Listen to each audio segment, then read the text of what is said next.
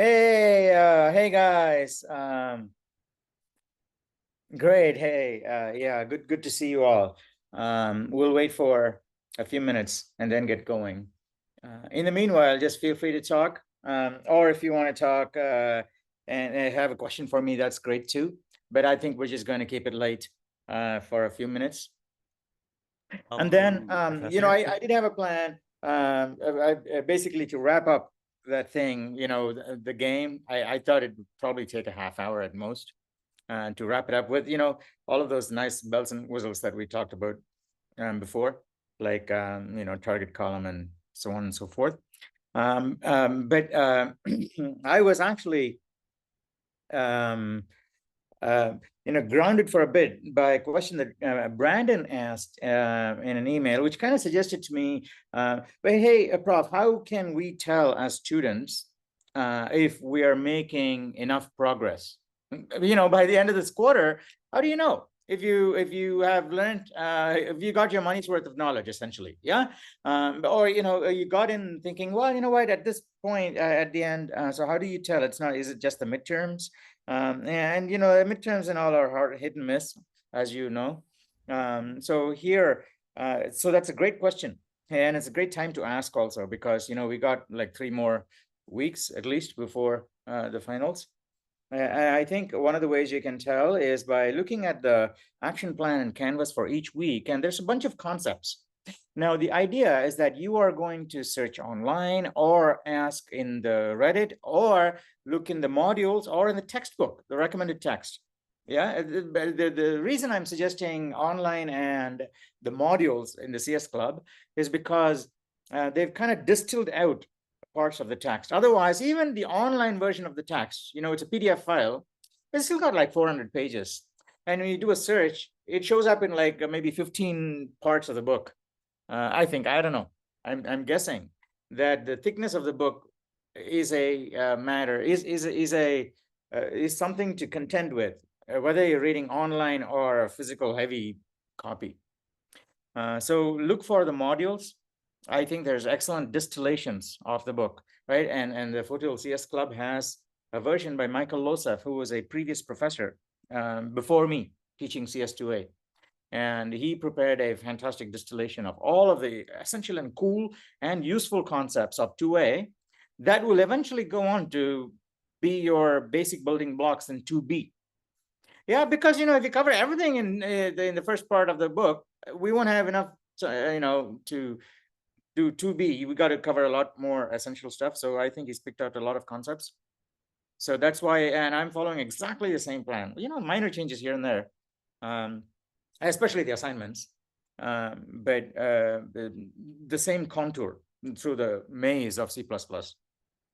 And I'm pretty sure that other people who are teaching CS2A, Dave Harden, Lane Johnson, they're also following the same path of topics. Okay, minor changes here and there, I think, but you'll find the same kind of topics, like string manipulation here, and then introducing objects in week 6. Plus or minus 1 week for each of these different profs, I think is likely. But I think this is the rough. At the end, everybody should know. Oh, yeah, but some people, some profs may tend to go light on pointers towards the end, and maybe teach on in week 11, week 12. No, I think that is a grave injustice to C++, because that might work in Java and some other languages, but I think in C++, you got to introduce it at least in week 9, which we'll do, right? Next week onwards, we'll start talking about pointers and stuff. So it'll be fun. So you can look at that. And then anything you don't understand in those concepts by yourself, by Googling or whatever it is, and you think you need more practice, you just bring it to the lectures. And this class is not the usual kind of class saying, oh, today we're going to talk about polymorphism. Here are the different ways, okay? And a bunch of slides. That's like total bullshit to me. And so I think what it might be better is find your own best YouTube video or whatever it is, or your friend or your mom or dad or whoever it is. Sit with them and learn about polymorphism, but come to class already knowing about these things, and then we'll try and build something using that. So you get the practical side of things as well as the theoretical background and the concept. So because the concepts you can do on your own, most of the time, what I find that students are lacking in is not really the understanding part, okay? Because, because you think about it, right? You got a lot of time on your hands. If not for the, heavy duty thinking required in these classes, it's going to be frittered away anyway, but you're going to be doing equally complex calculations, firing, tracking a missile in Fortnite or whatever it is, right? In your mind, you're going to be doing a lot of these expensive calculations. So regardless, you're going to be doing all this stuff. I think most students anyway. Yeah.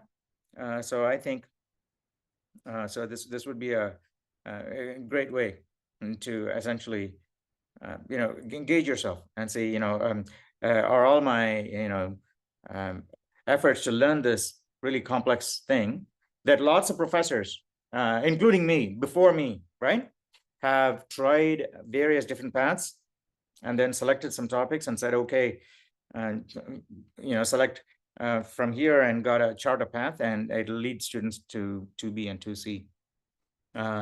So that's why if you do my 2A, it is actually basic prerequisite knowledge for CS2B. Because right in 2B first week, we start off with pointers and linked lists. And I hear that some other sections only start off with linked lists, extensive manipulation of linked lists in week 2 or 3. But by that time, we're already doing bit manipulation and nonlinear data structures like trees and all. Yeah. So 2B is a much faster pace, but the idea is to lead you into 2C. And in 2C, we put all of the skills we've learned in 2A and 2B, which do take a grinding to get through. I don't know. You can't get by on just understanding. Okay. I think that is a common misconception that even I had when I was a student like you. I thought I could just go through these things, understanding things. Okay. And it's never like that, whether it's engineering, it's just like in math. You think you understand something, but you are utterly powerless to prove something on paper when it comes to it. Exactly the same thing that you thought you understood. Yeah. Like programs. Yeah. I know how quicksort works, but if you're asked to write quicksort on a whiteboard, you're stuck. And so that is not real understanding. It's like hand wavy understanding. But in 2C, you actually get to put all of that to good use, all your skills, and then build some really hardcore things, things that you actually things that actually nails concepts into your head in such powerful ways that that, wow, I've got this really incredible superpower with me that I can unleash in the right situation, right? Not always, but sometimes this algorithm just is the perfect fit, and lots of people don't know. And it's good to have a good inventory of these things, because it doesn't just apply to digital stuff. Many of these are things that you learn, the ways of tackling problems and solving it, just require a little bit of patience, and then picking one of your standard solutions and letting it out and saying, I'm just waiting for it to unfold. Okay. And in a loop, right? Iterative process, it changes, and you can see that happen, and make minor corrections along the way. That's having to do the least amount of work. So that is, these algorithms are powerful and useful, and you get a taste for them in CS2C. Okay. So if you stick with this all the way through, I'm only offering CS2C one more time, I think, right before I retire. I got to check, but I think it's spring. No, not even spring, because in next spring, I'm only teaching 2A and 2B maybe. Yeah, I think winter or fall is 2C. Yeah, one more. So hopefully you'll get to do my 2C. You can do the quests. I'll keep the quest running for at least a couple of quarters, or give it to a student at some point. But try to do them and get points for 2A, blue quest, green quest, and red quests, and have a great deal of fun along the way. Okay, but it will take perseverance. I can tell you that right away. Okay. And I think and looking at some of the emails and messages on the Reddit, I can see that it is frustrating, and makes you angry and frustrated at sometimes, and you're going to feel that a lot more. as you face problems. And I think one of the tricks I've learned is that I've learned to recognize when anger is starting to, it happens to everybody. And it's just like musical pitch. You know that when you get, there's a C sharp, but you don't know when it starts or something like that. Okay. But if you keep listening to it again and again, after a while of just listening to it, you can figure out when it's starting to change into from one to another and things like that. These nuances you pick up.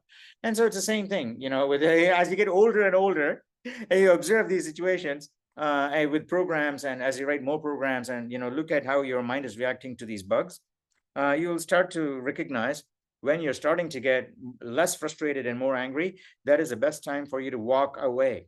Okay, it has worked wonders. If you, I don't know if you can look at the Reddit post, maybe in 2B and 2C especially.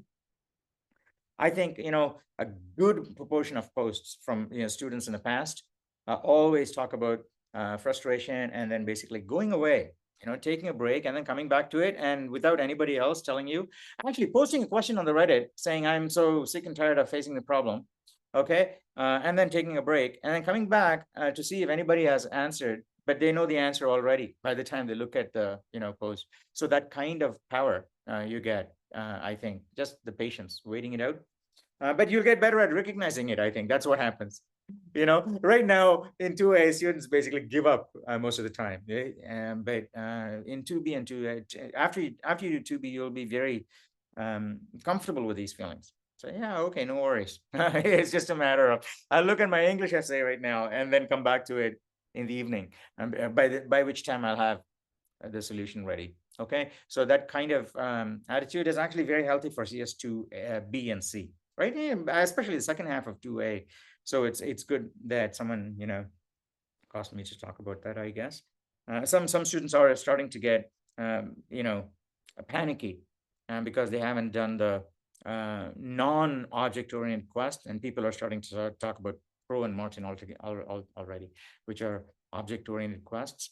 And we are starting to work on object-oriented programs in class. So I think what you should try and do is, well, some of them are not in class, but if you are still stuck on quest number 5, you have to aim to finish it by the end of this week, at the very least, okay, Saturday or Sunday. Because otherwise it'll be very stressful. And then watch the videos maybe, or talk to your classmates, find out how, we're building these class-based programs to and build, take one of the forks of the code that people share on online GDB, and then try to develop it yourself. And I think that will be great fun. Okay, but yeah, that much of an involvement will be required by anyone who's still working on quest number 5. Okay, hasn't got 5 through. 6 onwards, I think, I think that you'll find a flow, and then 8 will be very easy. It's kind of like a treat, I think. 9 will take some time. Okay, 2 weeks. That is my average. If you look at the distribution of data, the bulk of the within one standard deviation, maybe. Yeah, okay, the Gaussian, I think it's around 9 days. Quest 9 has 2 weeks. 2 weeks for quest 9. Yeah. All right. So that's all. Now here is my plan for today, and I'm thinking what we'll do is, rather than, we'll take Brandon's version, I think, maybe. Hey, Brandon, you posted a version that had a fixed version of plot a point, yeah? No, that was Jen. Oh, is it Jin? Jin, Yeah. are you? Oh yeah, yeah. Yes, I'm here. Ethan and Jin, you should switch on your camera too. I'm a little bit sick today, so I'm not like okay, all camera right, ready. don't worry. Yeah, Okay. yeah. But yeah, you posted this thing. Okay. Right, yeah. Mm-hmm. All right, okay. So here's what I'm thinking, huh? All right, so not Jin. Someone other than Jin is going to look at Jin's code and call out the code that a typist is going to type in, okay? So really, technically, if you think about it, nobody other than Jin, who wrote the code, really needs to understand how the code works. But someone else other than Jin is going to look at Jin's code and read it out. But not read it out like A, B, C, X, Y, Z, not like that. You're going to say, var, int, and all right, they're going to call out the keywords and curly braces, enter, next line, and so on and so forth. And the idea is that you will actually feel by the time you're like 25% into the program, just calling out the program for someone else to type, you'll feel that there's a certain rhythm you're starting to fall into, right? Curly brace. Okay, what do you look for now? Right? Oh, I see. These are declarations. Okay, hey, this is how an object looks like. Okay, and you're just passing the information through. Right, that is the benefit of being a middleman here. Okay, you're not really coding, and you didn't write the code either. Because I think Jin's code works. If you comment out one of the x equals lines, I actually tried the parabola, and yeah, I had to change the micro sleep from 150 to 150,000. This is microseconds, not milliseconds. Okay, it's not millisleep, because otherwise it's too fast. So we'll do that change. That's all. Okay, and we'll get it going. And then after that, what I want to do is, what time is it now? At 6:15. All right. So how about until 6:45? No, that's a half hour. Okay, how about 6:45 at the most? Okay, try to be done by 6:30. Okay, two of you are going to code, and other than Jin. Okay, they're going to code this entire program from scratch, and then that's it. Right, entire program from scratch by looking. One person is going to look at Jin's code and call out, and the other person is going to type it in.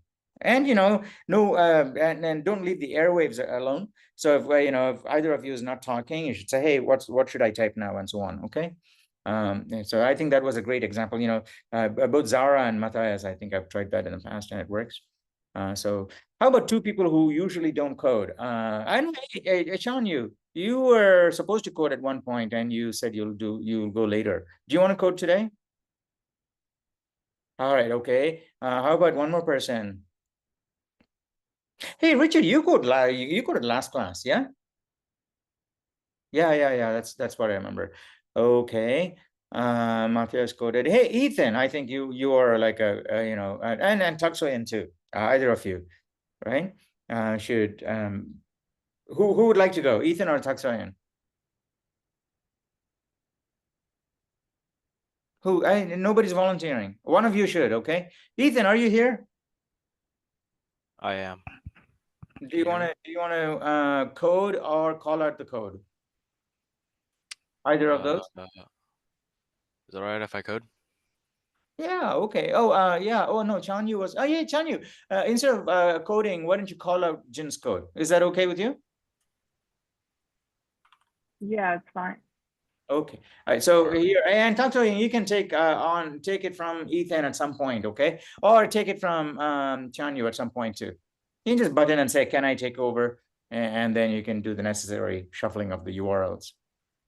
Yeah. Okay. All right. Erase everything. Control A and delete, Ethan, and then get rid of the blue part so you get more real estate. So I can zoom in to get more students in my window. Well, I'll actually go out from into behind the screen, so I'm not in your face, but I can still see. All right. I should be able to see.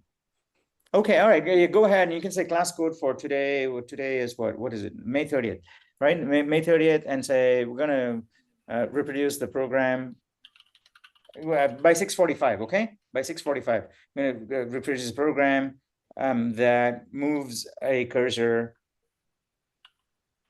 moves a character across a screen, okay? And essentially what Jin wrote, but you won't look at it. So Chanyu has clicked on the link and she's looked at it. He's going to call out the code and you're going to type it all in. I think it'll be fun, okay? Hey, that's really fast. That's really cool. Everybody should be in a rhythm like that. That is actually fantastic. Okay, when you have enough practice, the standard template. Using namespace hash include. Yeah, okay, and main, and also do the main and return and so on and so forth. Okay, you're gonna have a main anyway. You're gonna test. Yeah, right. It's just right. So yeah, so just get into the practice of doing that really quickly, and that is your template. And because a lot of students have told me in the past, when I used to have office hours on campus, a lot of students used to tell me, I just have starting trouble, just getting the program going. This is the best way to do it, okay? Because you can do this mindlessly. Do this and then try to fiddle around with the semicolon and try reformatting it, and your code will just start flowing. So it's a great way to do this. All right, okay, so that's it, okay? Hey, Chan, can you take it over from here? I'll just turn the laptop around, and then you can just dictate the code to Jin. Is that okay? Yeah, just 1 minute. I need to find a code first. All right, okay. Hey, and Jin, if the airwaves are silent, you just ask, okay? Hey, what should I type, right? And it doesn't have to be Chanyo all the time. Anyone other than Jin who wrote the code can basically look at Jin's code and say, well, this is what goes next, okay? So in case Chanyo is occupied, someone else can also feel free to call out the code, meaning that everybody should be able to call out different parts of the code, but Chanyo is basically taking the lead on this. Is that okay? Yeah? Okay, great. Thank you. All right, I'm just going to be behind the screens, at least for the next half hour, okay? I think that's enough to get that code, and then we'll take it from there.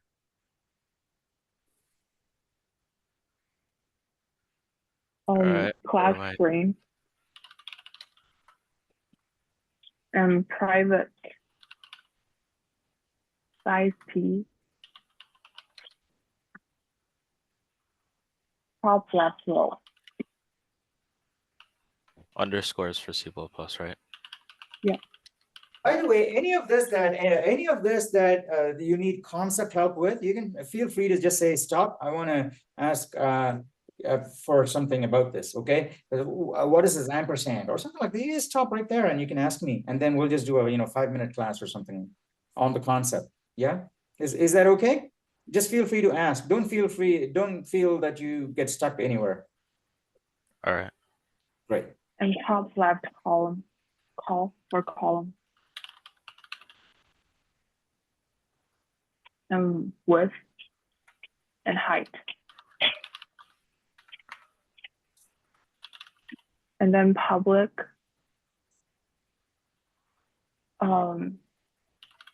string and parentheses double size T row. Double or size T? Size T row. Size T col. And size T W. Size T Can I H. rename? Never mind. I assume you just instantiate. Yeah. Top left row equals to row. And top left col equals to col. Width equals to W and height equals to H. Anything else? And void get top left.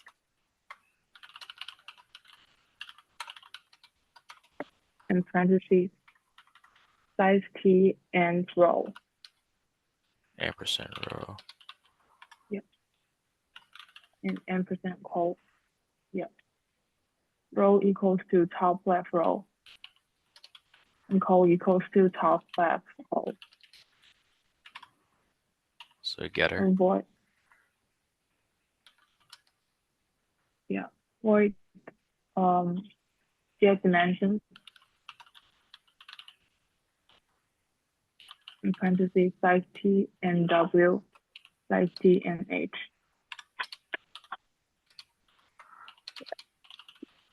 W equals to width. Yeah. Void move to size T row, size T col.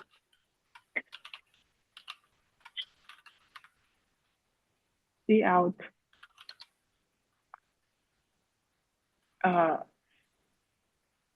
see out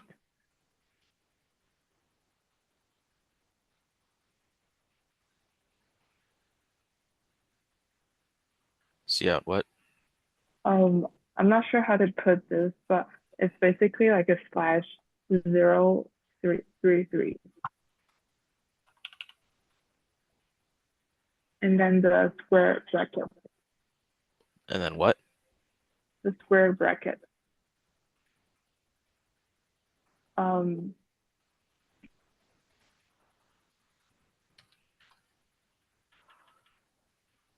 Both or just one? Just one. And then row. And there's more coming. And then put the semicolon within the, yeah. And then col and H.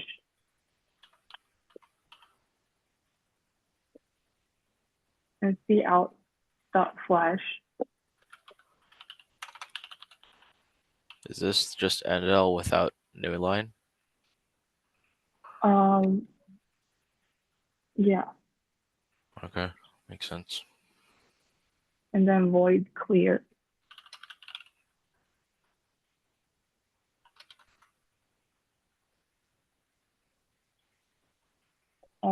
Fill with a bracket. That's like the same line, the void and fill. What do you mean? So the void and fill are in the same line, but I guess it's fine if you just do it like this. Phil? And then there's like a quote inside, right? but yeah.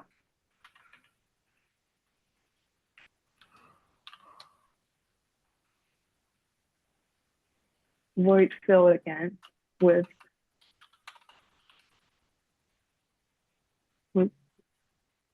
C.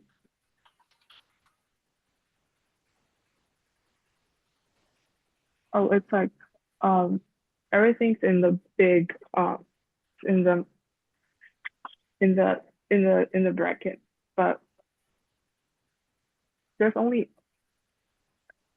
one bracket for the void clear, and there's no other.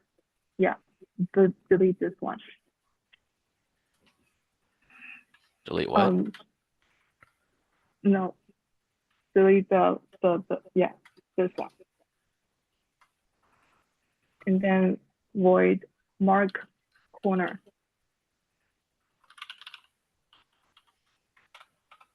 And then void say at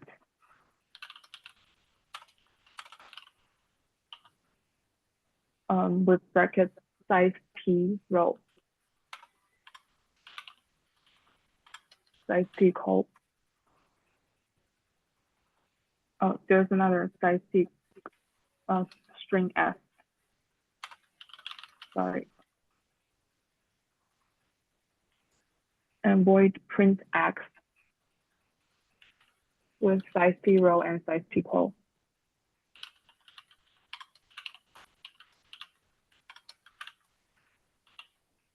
Void print Y with size T row and size T col too.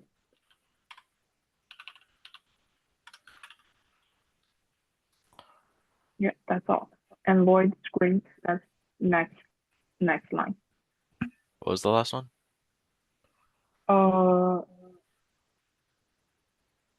Void screen.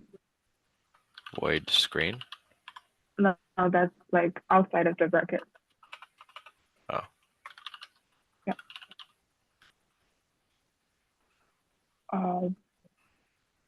Can I type this in the comment because I don't know how to say this. Is it the like? Yeah. Also, you need Yes, a yeah. semicolon on line 44. Line 44? You do? Oh yeah. So I assume this is just a for loop. yeah. Before the for loop, actually string line with C.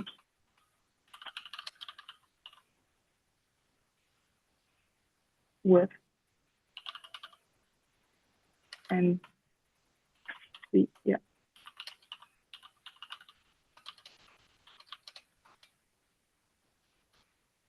Height.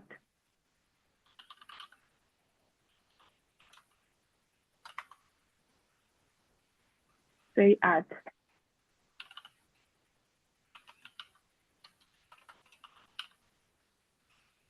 Top left row plus I and top left col and line. Top left row plus I. Yeah, plus I Top left and column top left col. line. Yep. Could you not? Okay, never mind. Huh? I was going to ask about the implementation, but it doesn't really matter. Oh. And then the next one is void string 2. Say at size P row, size P call, string S.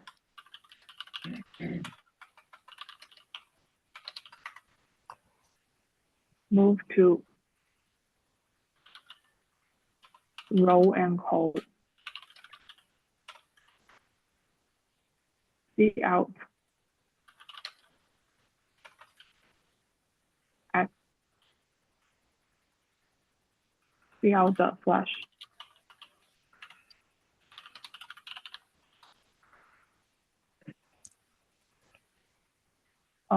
Mark corner.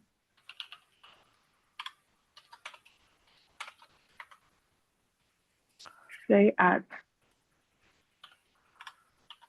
top left row, top left call. And there's a plus sign with the, yes.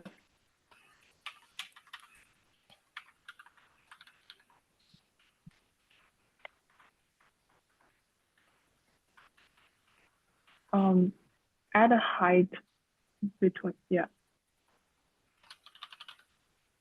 There's no adding, just height.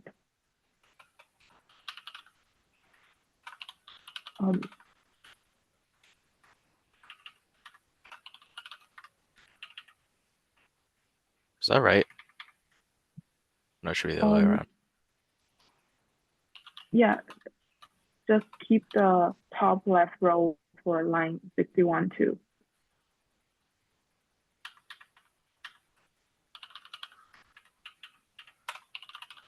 Oh, keep everything. For line 61, there's another top left call after height. That's Yeah. That's 3 parameters, or 4. This plus. Yeah, just there's no plus. There is a plus. Oh, there is a plus. Sorry. Mm-hmm. Wouldn't So this yeah, it's provide reduced. wouldn't this provide an index issue? No, No? Okay. it's for the bottom left. The bottom left corner. Wouldn't you want to subtract 1 though? And I tried, but it keeps messing up the corners. I don't know why. You get after we write this all down, we can figure it out.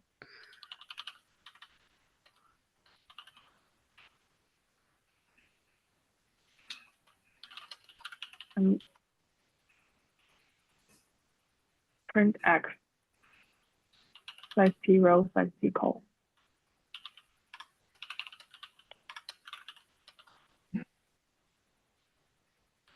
Then for loop, size T I equals to call plus 1. I less than with and I plus plus. Say at 30, 30. What? 30i and a minus sign. What? And a minus Okay, sign makes in sense. the end.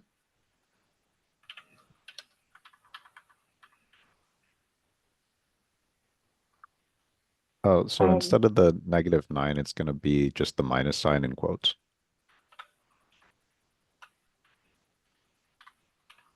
Yeah. And another for loop. Size T I equals to call plus 1. Another one? Yeah, another one.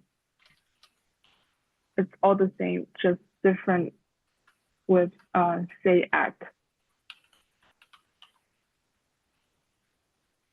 0, and the rest is all the same. Could you not just move this over here?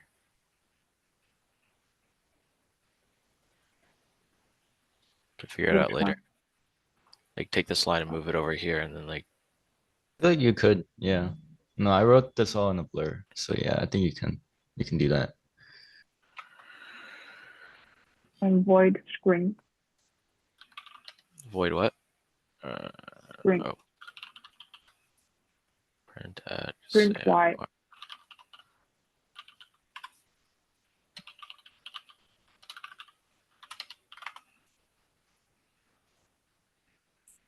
For loop. Size t, I equals to 2. Height.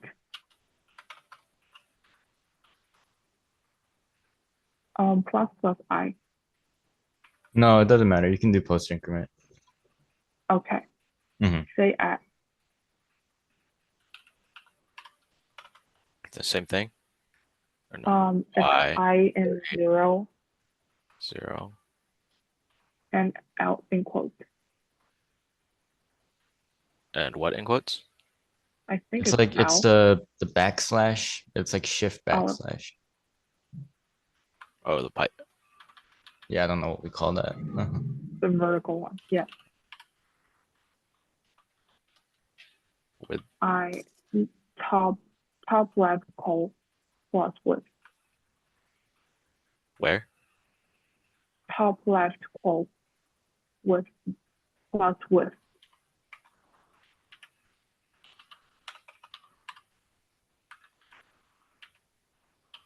Wouldn't you be doing the same thing over here? Yeah, no, we didn't need. Oh, sorry. I keep interrupting, but we don't need to do top left call plus width. We can just do width. That works That perfectly fine. assumes that top left call is 0 though, no? That's why. Also, If wouldn't it's this be 0, height? then This 30? which one? The 30 over here. Right. Wait. Is that a It would hard be, code yeah, of it would 30? be height. Yeah, it would be height.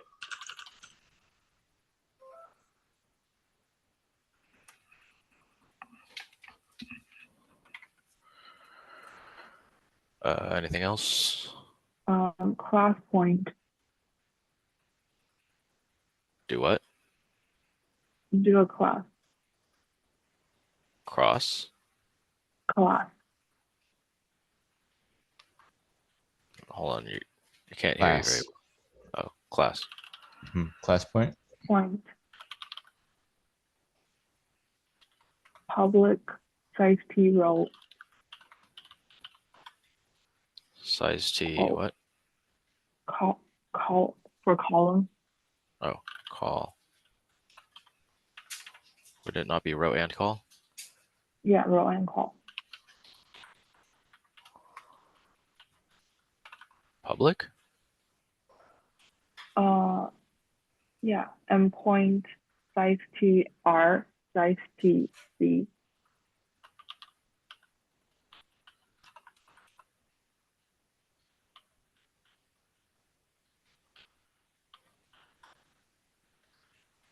Oh, that's a constructor, I see.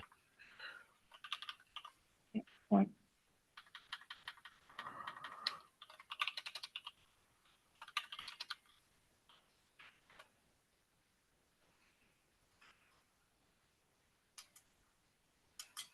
Why not make these row and column private? Like encapsulation? Oh, we made everything public for that class. I mean, it would Alright. be the same as just using struct, but we did it. We just did it that way for the first quote. Okay. And then void fact. Fetch? Fact. Oh, set. It's hard to hear. Spring RC. and spring. Wait.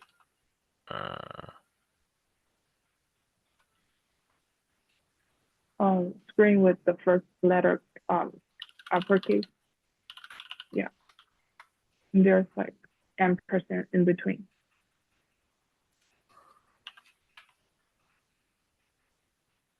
Oh, and then you put like a semicolon after the parentheses.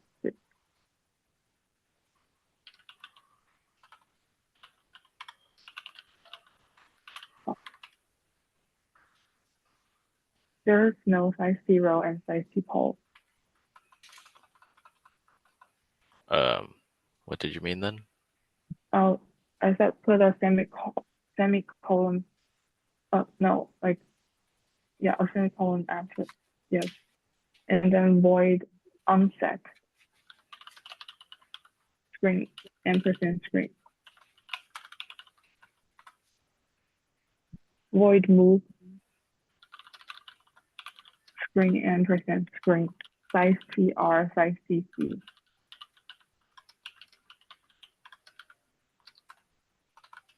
Void print line. Screen, ampersand screen, size TR, size CC.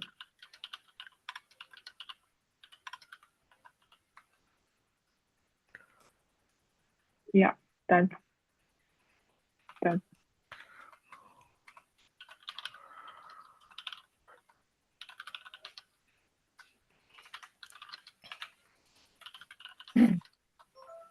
We need a semicolon after 91.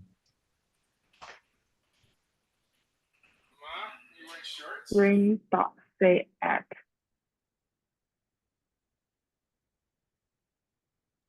Sorry about that. What was that? Screen dot say at. Row call +1 and quote. There's like a little star sign. Why do you do +1, by the way? Why is it called +1?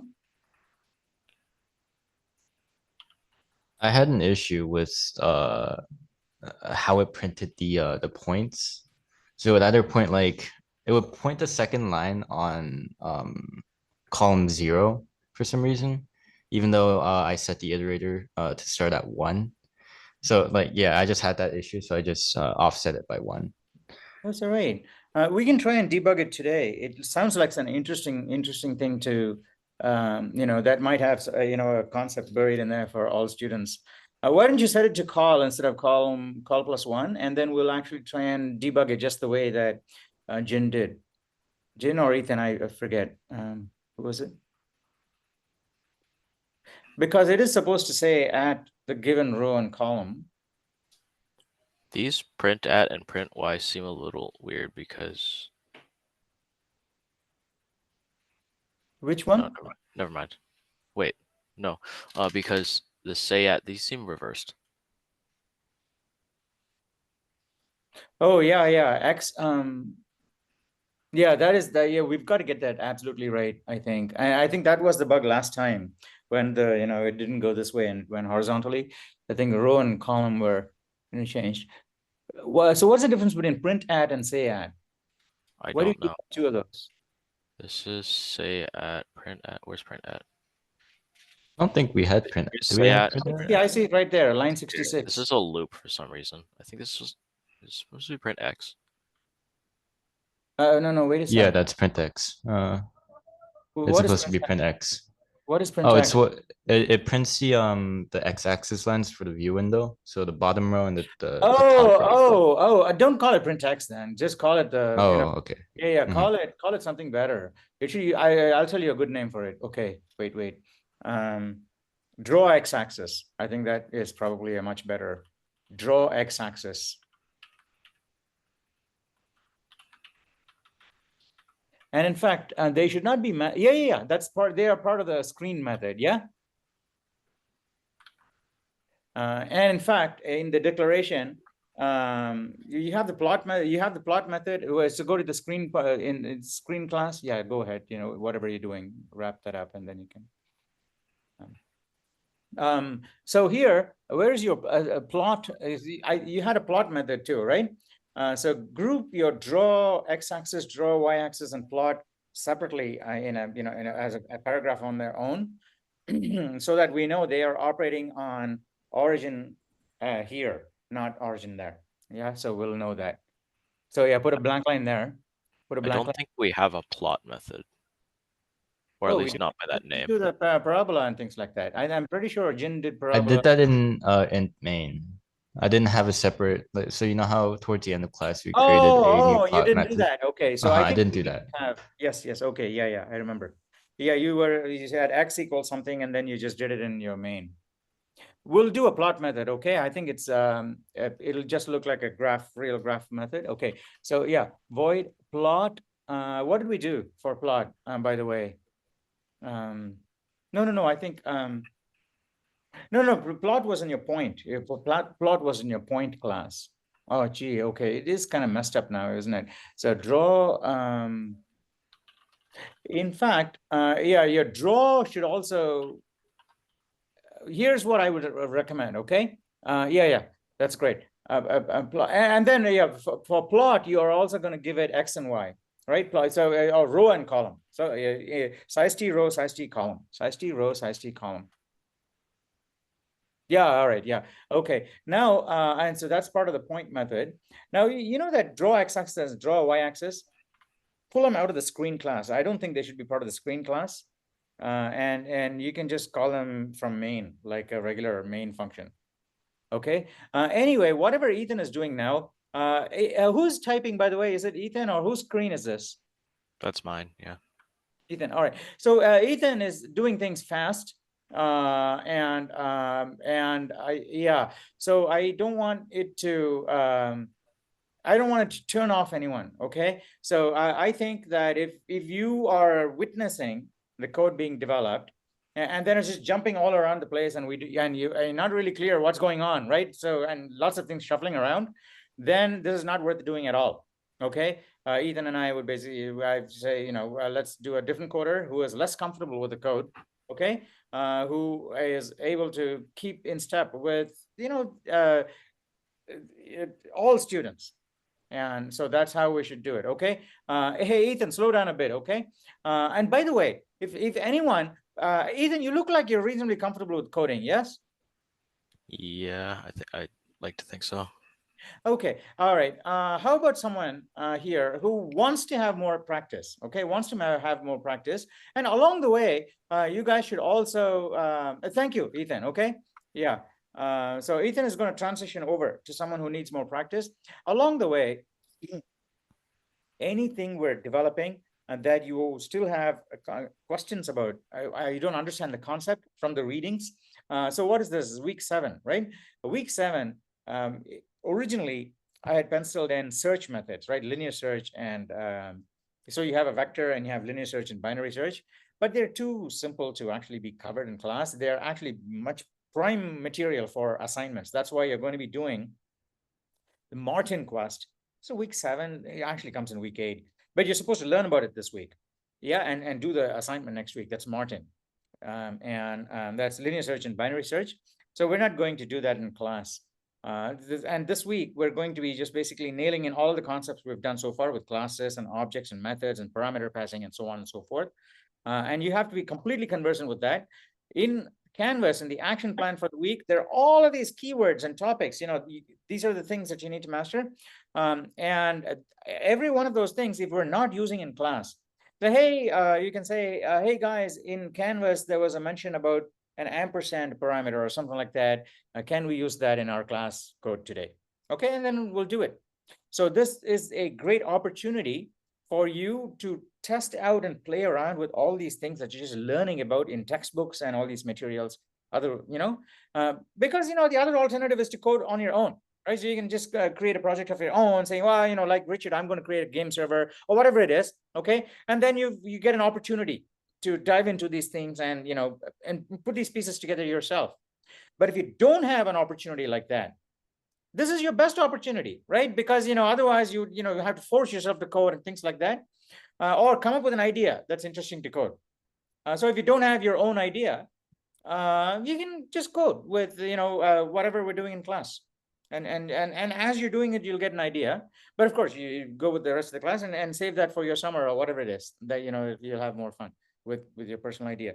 I think those are my recommendations. Okay. So someone who doesn't have as much practice coding. Actually, Sean, you were doing the dictation so far. How about you code and I will dictate the rest of the code? Is that okay with you? Yeah. And also, and not just Chanya, anyone who has any question at all about the code or feels it's jumping around too much and you're not able to make sense of it, you should say, hey, you know, can you pause and let's sync up and then drive together. Sync up and drive together. So we'll do that. Okay. What do they call it? A group of vehicles driving together. Starts with a C. Convoy. Yeah. Okay. Whenever you're ready, Chanya, you can just share your screen, and then I'll dictate the code. What we want to do is also create a plot method, XY, and then we'll move the draw XY axis to outside of the screen class, because I have a feeling it doesn't belong there. In fact, even, you know, the other ones we had in there, like draw corners and stuff like that, none of that belongs in the screen class, I guess. Why is that? know- So I saw the mark corners.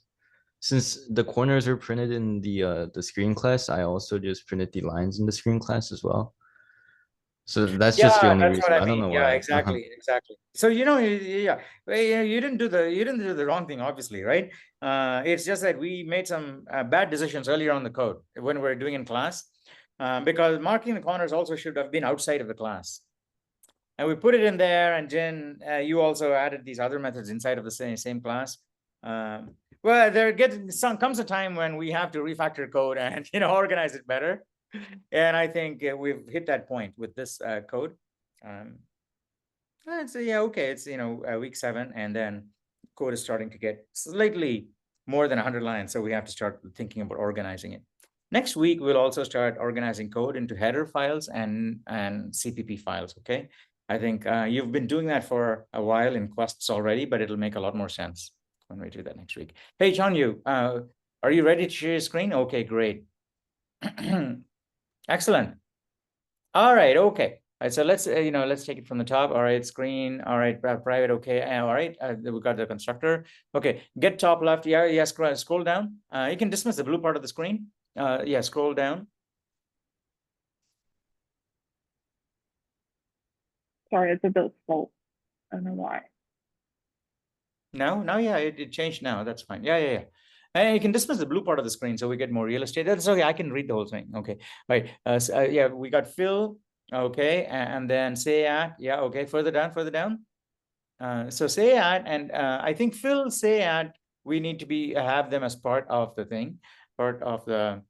All right. So how about this? We'll move mark corner from outside of, you know, we'll get rid of that. Okay. So go to your screen class and go to your screen class and get rid of the line that says, you know, void mark corner in your screen class. Further up to the screen class definition. Yeah, so you see the line, let's just have fill and clear there. And also we'll simplify these things, okay? Get rid of line 40. Get rid of line 40. Get rid of line 40. Yeah, get rid of it. Yeah. Get rid of it. Yeah, delete. It's really slow. I don't know why. I've already hit delete. Why is it slow? Is it, have you got other Chrome windows that are just eating away your CPU, or? Let me try to clear everything first. Yeah.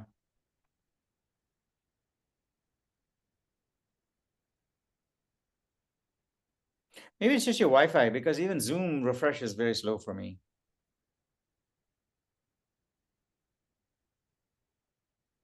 Is it your Wi-Fi? I think I just got too many windows open. Let me close Yeah, them maybe off. it's your computer itself. Yeah. Just clear out your computer a bit. And in the meanwhile,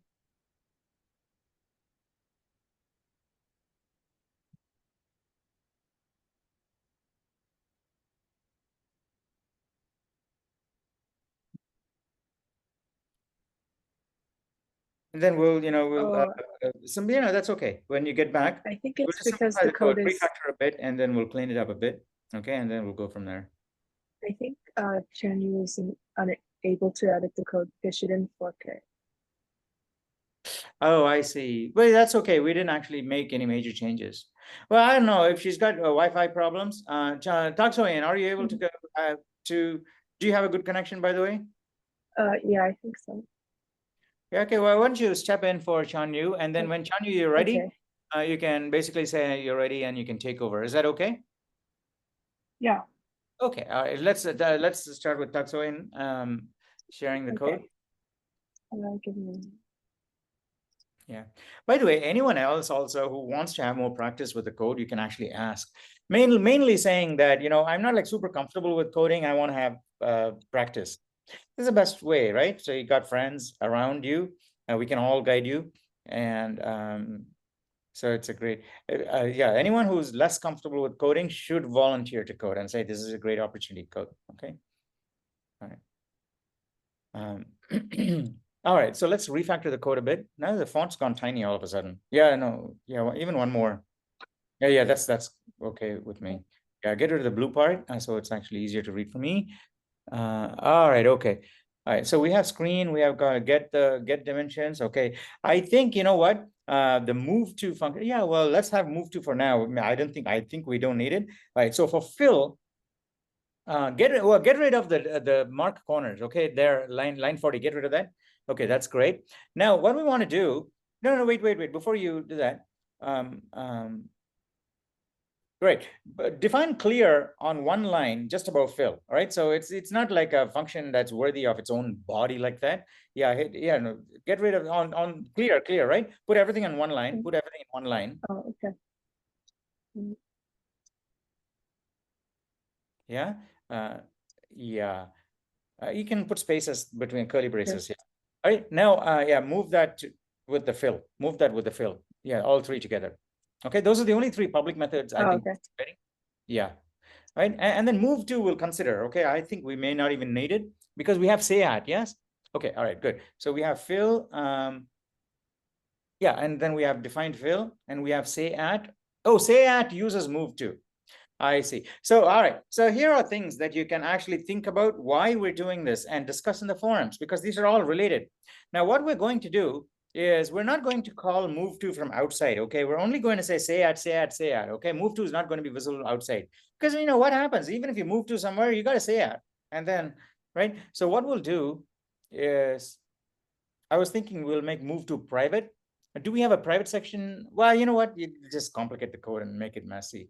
No, leave it like that. We'll leave it like that for now. All right, so further down, let's not waste time actually. Yeah, fill is good, say at is good. Mark, all right, mark corners, get rid of the screen double colon in front of that.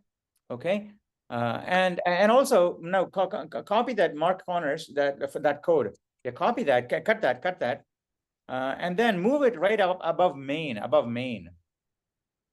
Yeah, and then and mark corners needs to get a screen parameter. Okay, so it needs to get a screen parameter. Yeah, and you can screen. And you pass it by reference. You pass it by reference. Okay, now you got to say screen.sayat. You know, all of them should be screen. Four of those. Now, is everybody following what we're doing here? You're just moving things in and out.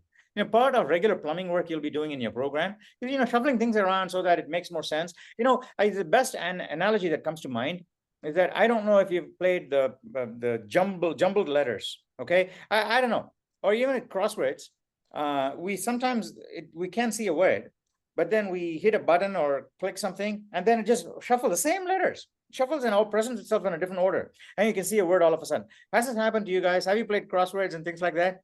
Okay, you cannot see a word in a particular shuffle. You just reshuffle things and you see it. Yes.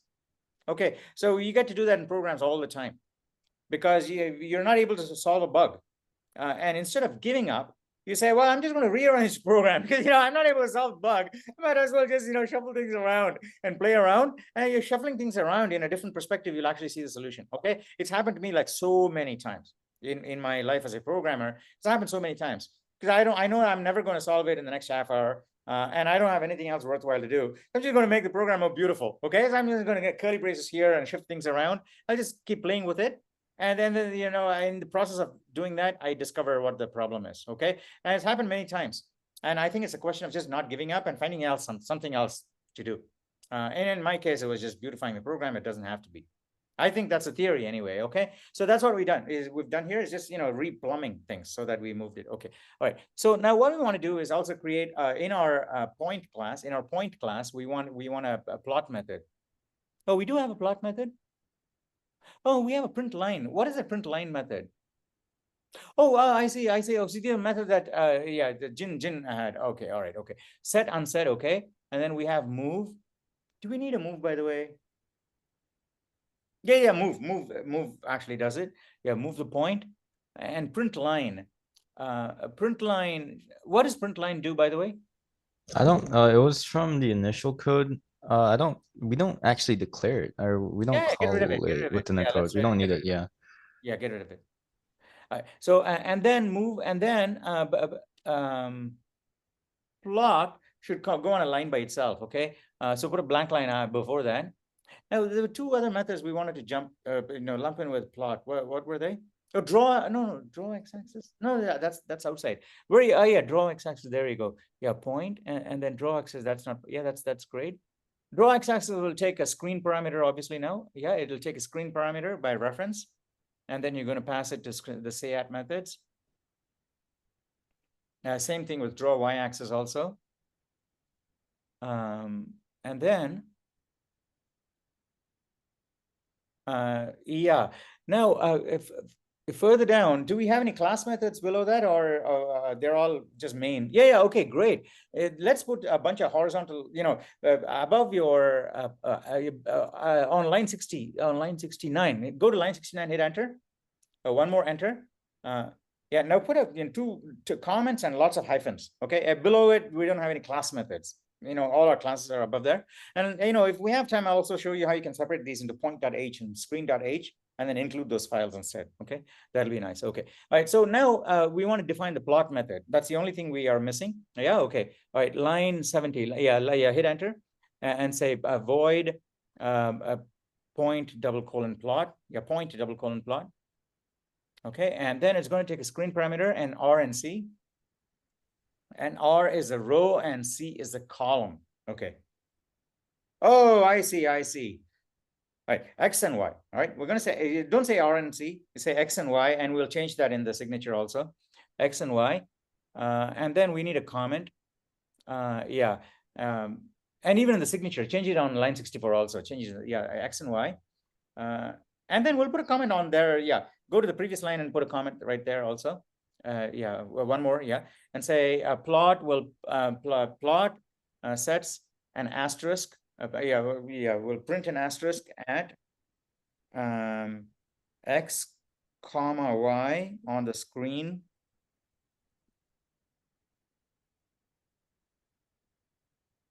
where x equals 0, y equals 0 is the left at the bottom left corner. Okay, so it's got to do the necessary translations. That's all. And then it'll do sayat. It's like 3 lines, yes? Exactly. No, where? No, x equals 0, x equals y equal x equals 0, comma y equals 0. X equals 0. Yeah. Or you can just say 0, comma 0 is the lower right, lower.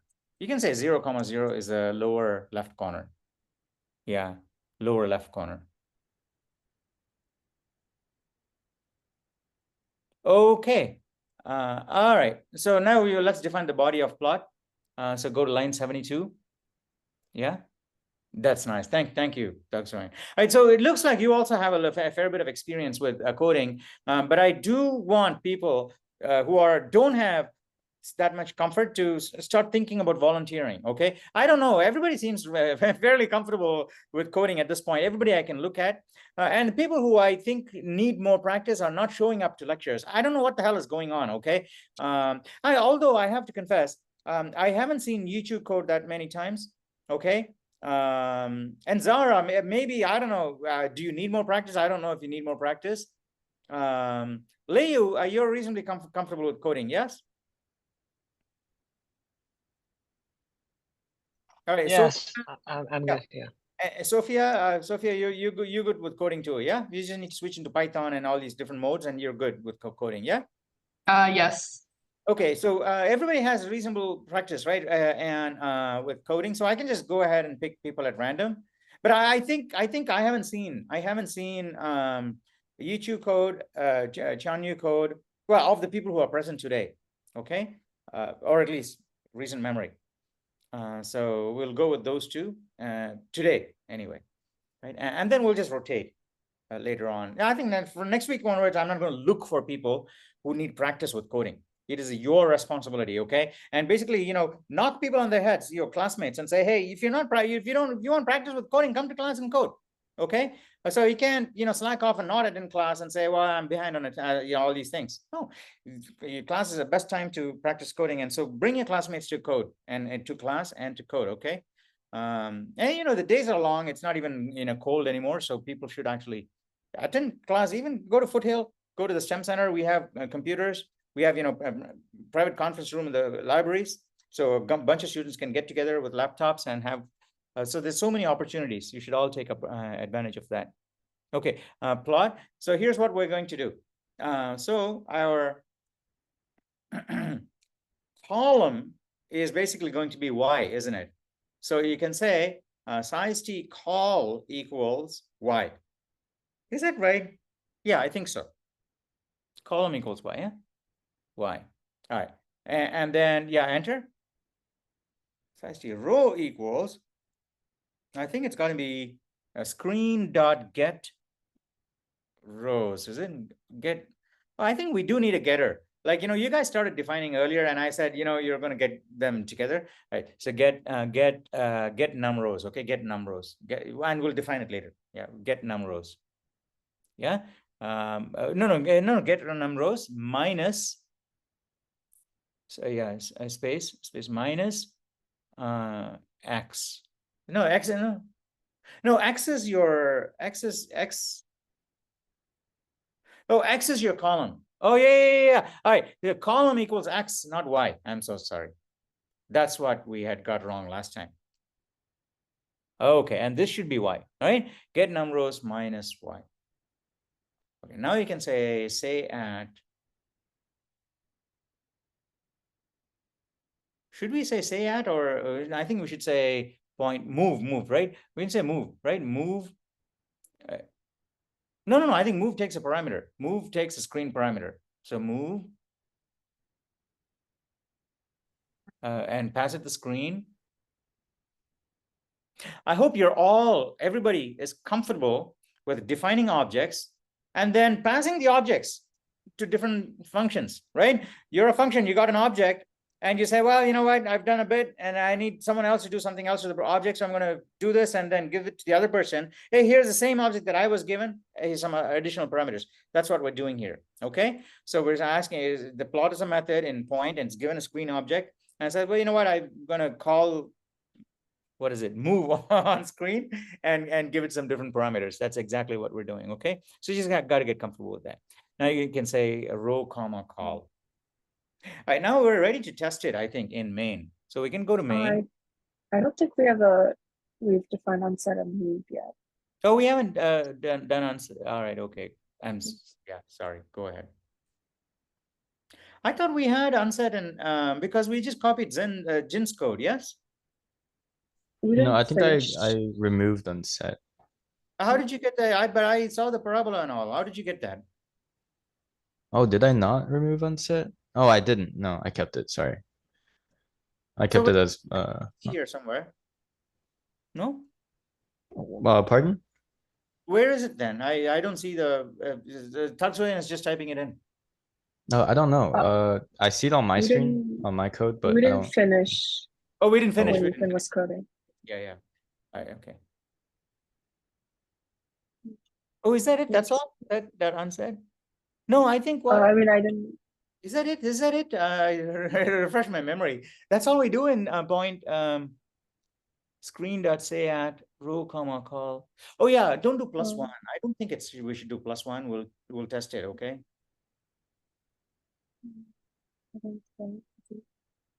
Is that it? That's all? We just say at that position. Set. Oh no, you got to unset it. Yeah, I see you are doing the unset. Oh, that's it. And then the move. And we didn't do the move. Oh, I see. Now I see what's going on. Okay, then in move, I think we had the previous guys. Did you have previous column and previous row and things like that? Oh, no.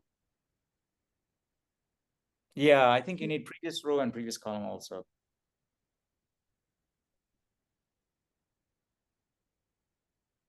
Yeah, and I think here in move, I think what we did was store the previous row and previous, store the row and column and previous row and previous column. So you're going to say previous row equals row and then previous column equals R. Is it R and C? Is it what the members are? No, not that. You know, the original, whatever your point already had. In your point, you have a row and column. Yes. Yeah, there you go. Yeah. So okay. previous row equals row and previous column equals column. Yeah. Now you can set a space at that row and column. So you can say screen.sayAt. And then row. Do we not have to modify the parameters? Yes, we have done. One sec. Okay. I know. I don't think move should modify the parameters. Oh no, I think it should not the parameters. The parameters for move, it's R and C. So shouldn't it be like previous row equals R and previous call equals C? No. Oh, it doesn't have to be? No, the current, the R and C will become the current ones because you want to move. Oh. Yeah. Is that right? Oh, right. Yeah. Okay. Sorry. I put a space there. All right. Let's say a semicolon at the end. And what else do we want to do? So we put a space. Sleep or Yeah, no, there was a sleep somewhere. No, I think what you want to do is disappear it and make it appear immediately. So you want the sleep before the printing of the space. Okay, so yeah, go to there, enter, and you say you sleep, and then I think it's let's say so 16 frames a second. Okay, I think it's 150,000 seconds should do it. Okay, 150,000 because 15 times 6 is 15 times 16. I don't know. I think that kind of works out. 150 times 1,000 should do it. Okay, and I think that'll go give a nice. Now now what we want to do is disappear at that location. Now you want to set row equals R, column equals C. And then you want to screen.sayAt row comma call and then a star. Okay, I think that should do it because everybody should run this code in your head and tell me if the logic is off. One sec, okay, before we leave that. What we do is everybody okay and happy with that code? Does it do the right thing? It's going to disappear the point at the location and then make it appear elsewhere, okay? And given that we do that, maybe, you know what, we don't, I think what we should do is get rid of the uSleep out of that. We'll keep it clean. I don't think it should do the sleep. Yeah, we'll do the uSleep in main, which is where the animation should be. And get rid of the blank line on 42, and that'll be nice. Okay, it'll look nice with a long line, short line, and a long line. No, I mean the thing after that. Enter, hit enter. Yeah, the one after that, you can go. All right, okay. All right, so now let's go to main. We can actually test it out. Is everything ready to be tested? Yeah, okay. So let's screen and then say it's 150 columns wide. And let's say 50 columns, 50 rows. Okay, so it's going to be say n rows. Yeah. Actually, say num rows. Yeah, we say in your main, hit enter on main under main. Yeah, and say size t num rows equals 50, num calls equals 150.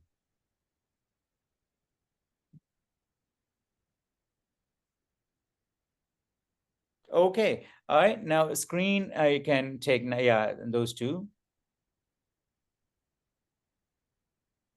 Yeah, and by the way, this may be in your exam or something like that. If you had variables that you're not planning to change at all, you can guard against them accidentally changing by putting the word const, C-O-N-S-T. You probably know that in front. Instead of size t num rows, if Thuxoyan had const size t num rows, that means the compiler will not let you change that. So it's another way in which you can prevent unintended bugs from happening. So we're not going to do that now. Just wanted to mention that. All right. Okay. Screen. Okay. All right. Now let's do mark.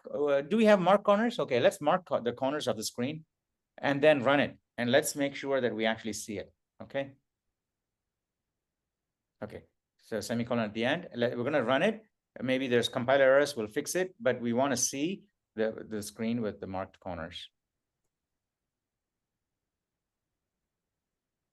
What is it? Oh yeah, it should be a string. Yeah, it should be a string. Yeah, it should be a string.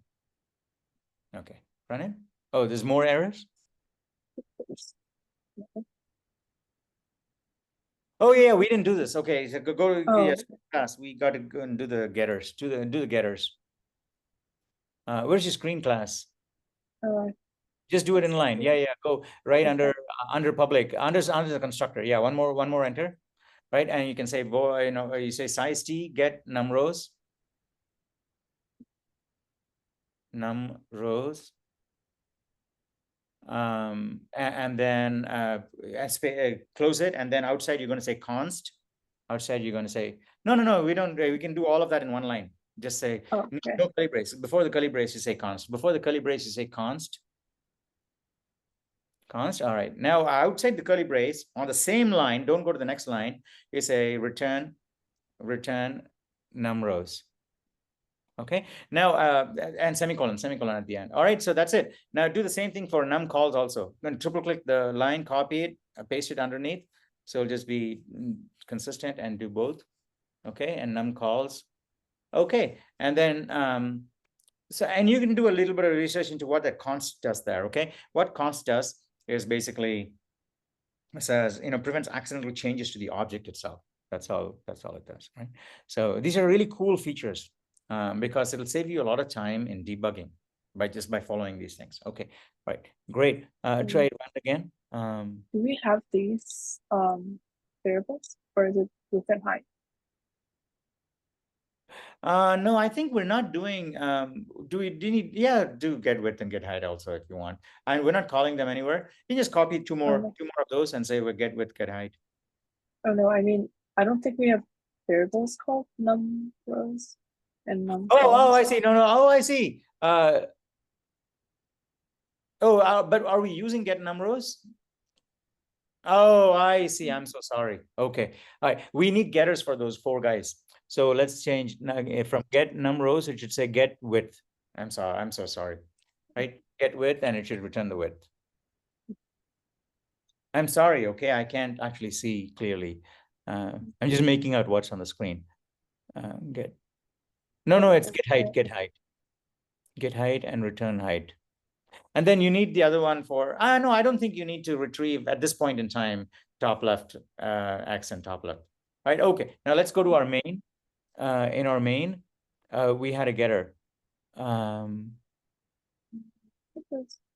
was there was a well, run it again. I think here. Get num rows. Oh, I see. Yeah.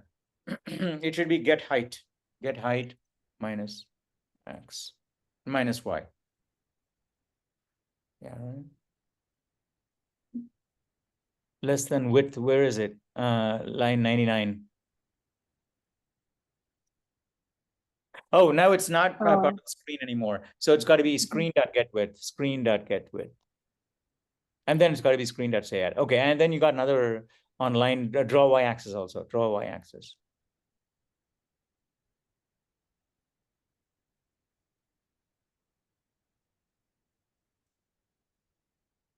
Okay.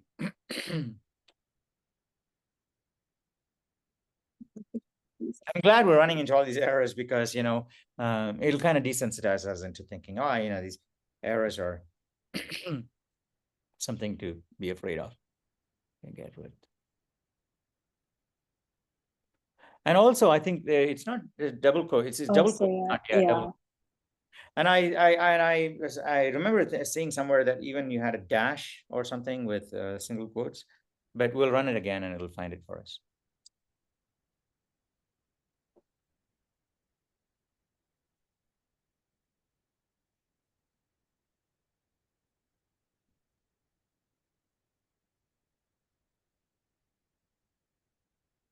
Oh, because we need to get.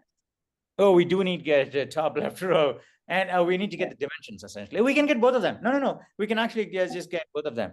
So we go to place because we can get because we're asking for both. Yeah. So hit enter there, and say size T, top left row, comma top left column, comma top left column, semicolon, enter. Oh yeah. One more enter. Yes, one more enter after that. Yeah, enter.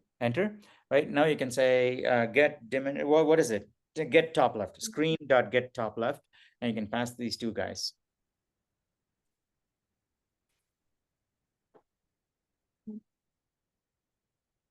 Is that all? That's all? Yeah. What are the last two errors? We need to get the width and the height. Oh, you need to get those two. But there you can actually just call the methods, plus get width and yeah. Screen dot get width. Oh, I see. There's two places. Yeah, these the two. I see. Okay, well, yeah, I'll let you fix it. Oh no, there's one more width and one more height. Oh, so you got to call it 4 times. Yeah, just call it, like you did in the other for the call it earlier. You can say get height equals and width equals and be cleaner.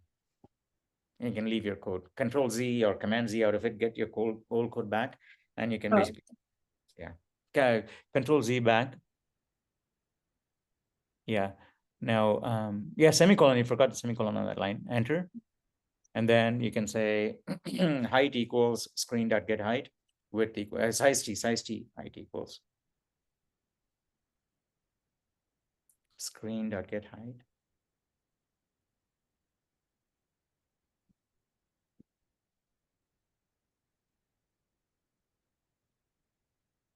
Okay. And you can put it, there you go. Nice, very nice. Thank you so much. You seem to be really comfortable with programming because you're also segmenting code in a slightly more experienced way than beginning 2A students. Because, putting a blank line there, most, beginning students won't do it. But it'll just come automatically, like when you're writing English essays, saying, well, all right, I'm done with that thought. I'm going on to the next thought. And then you just subconsciously hit enter there. I was just about to say that when Thuxoyan does that. And, I just keep looking for things and say, that's when I say, well, you've got enough experience. Well, I'm not going to say, Thuxoyan, that's enough. Thank you. But I'm saying that in the early stages of this class, lots of students hesitate. And so in the second half, people are starting to get more fluent and conversant. But that means I'm also less able to distinguish between people who need practice and not. Okay. So now it becomes more of your responsibility to actually, because you'll also be more comfortable with me and the classmates and so on and so forth. So it's your responsibility to say, hey, I need more practice. Can I go? Okay. And the person who's coding will, obviously say, all right, no, go for it. They'll fork the code just like Ethan did. Okay. All right. Anyway, Thuxoyan, thank you so much. All right. For doing this in a clean way. All right. Hit enter and code it and run it. And let's see if it goes. Oh, it is. It ran this time. Did it run? Did it mark the corners? Where are the corners? Mark the corners. Oh, but it doesn't look like 120 columns. How many columns did we say? How many columns? 50. It should be 150 columns. That's not 150 columns. The plus. Make sure you maximize it and then run again. Yeah. Run it. Something is funky here. Oh, so why has it gotten much bigger now? Just do 10,10. I want to 10. Yeah, we want to get the basics right first. All right. So do something sensible. 10,10, and then we'll go from 10,20. No, 10,50, so that we'll know. Okay, one of them is supposed to be wider. Which one is 50? Or the column. So one of them is supposed to be Oh, columns. Something is funky here. Mark. All right. Well, what about 10,2? Right, 10,2. Just do 10,2. I think that'll be clear.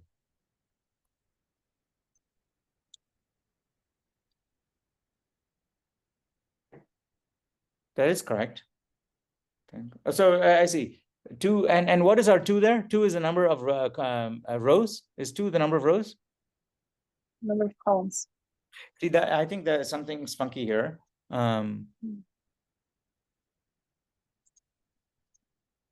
think maybe we got, so where's the constructor of a screen? We're passing rows and then columns, yeah? Passing rows and then columns. Yeah, there's a row and column, row and top, right? Oh, no. Hey, oh, I see. Oh, a screen takes 4 parameters, and we totally all right. You go back to it takes 4 parameters. We got to give 0, 0, comma. Oh, I see. You do have 4 parameters. These should be switched, probably. I think the num rows and the num columns should be switched. Because it's Yeah, it should be switched, but it doesn't seem like but in the code, it seems like it is correct, right? Top left. And then and then you have width and height, and then we have num rows and num columns here. Gee, I think we created a real mess here by using width and height and then num rows and num columns. We should have used consistent terminology all the way through. All right. Yeah, we need to change those two, right? W and H should be changed to H, comma W. Rows and columns. Yeah, width and height, we're saying, yeah, change that to H, comma W, not W, comma H. Size T, H, and size T, W. No, that's all okay. Everything else is okay. Okay, now I think if you run it now, we should get the right thing. Okay, that is correct, isn't it? Now two columns. Is that correct now? 2 columns? Yeah. In your main? Okay, now change that to 150 columns. I think that will make it a lot better. Okay, 150 columns. And then fill the screen with dots. Fill the screen with dots.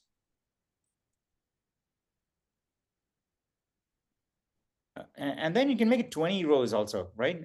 Instead of 10, 20 rows. Fill the screen with dots, and then do the Richard hack. All right, so screen corners. Yeah, enter, one more enter, and then you can say screen.sayat. Screen.sayat. Say done for now. Okay. Eventually, we want to say horizontal velocity and vertical velocity, but that's okay. All right. Okay. Sayat. You can say sayat. What is it? How many num rows plus 1? Okay, so it's going to be num rows plus 1, comma 0. Num rows plus 1, comma 0, comma, and then you got to say done, right? Done. Okay. All right. Now run it now. I think we should see a certain. Oh no, it's a fill takes a character, not a string. Yeah. All right. Okay. All right.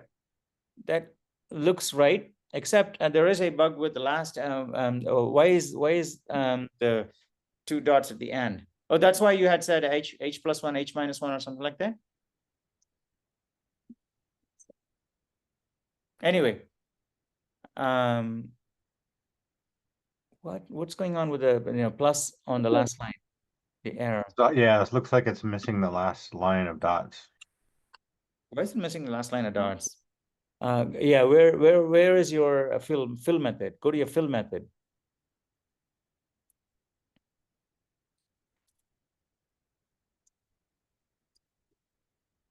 I less than height, I plus plus.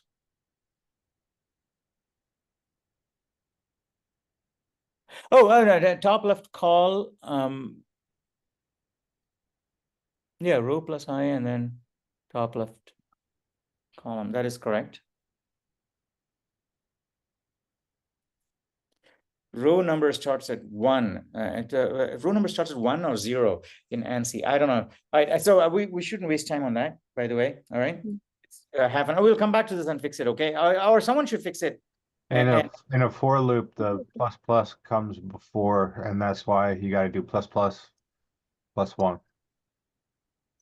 Hold on, that's not right. Why? That looks all right to me. Oh, height plus 1. No, why should you? No. Why should you do height plus 1? You know, we shouldn't do height plus 1. We should just do height, shouldn't we? Because we're running a for loop, and for loop increments the I before it decides whether it's going to run the rest of the code, right? No. So if it had 4, if the height was 4, for example, it Right. should print a line for 0, 1, 2, and 3, 4 lines. Yeah.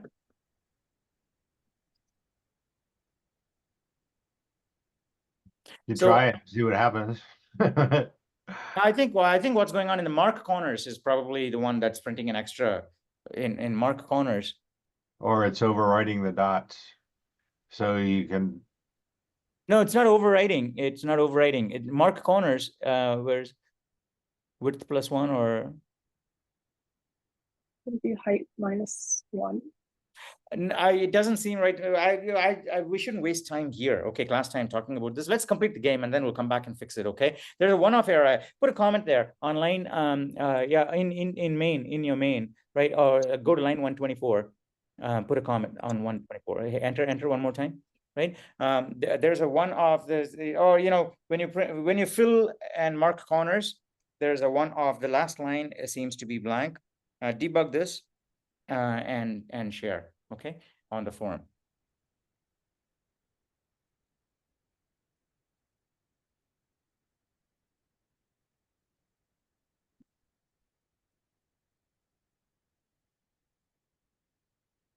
Yeah. Okay. All right. Now let's go to your where you print done. Okay. Where you print done. Let's do something here. Okay. Cool. Instead of done, you're going to say horizontal velocity colon space 2 pixels a second. No, I see. Let's say horizontal velocity is 10. Let's put some numbers there for now. 10. Okay, and then say vertical velocity equals, I don't know, 3, and then we'll say comments on the next line. On the next line. Oh yeah, 10. You can say pixels per second or whatever it is, right? Or units per second. Per second. 10 units per second. Okay, so we want the same line again one more time on the next line, except num rows plus 2 at num rows plus 2. Say vertical velocity, and then make that 5 units per second. Okay, now just run it. Well, let's see if we get those 2 lines right in the right places. Okay, all right, excellent. Now here's what we're going to do. And this much I think we do have time for, and I'm happy to talk you through the code. We're going to start with a, oh, by the way, go to your code again and say add, no, plot, I see, we want a point, and a point at 0 commas, a point, and then you just say point, yeah, create a point. What is a constructor for a point? Does a point have a default, a constructor? Yeah, there you go, point. Oh, it does need an RC. Give it 0, 0 for now. Yeah, give it 0, 0. Right. On the next line, you're going to say point.plot 0, 0. Okay. Now this 0, 0 is not the 0, the first 0, 0 is a row and column for that point. But here we're saying, well, whatever that row and column is, ignore it because it's bad engineering, really. But just to get the point across, Okay. So you're saying a point, plot the point at 0, 0. This is we should get a star at the lower left corner. When you run this code, we should get a star in the lower left corner. Okay, let's see if we do that. What is we have to pass screen, yeah.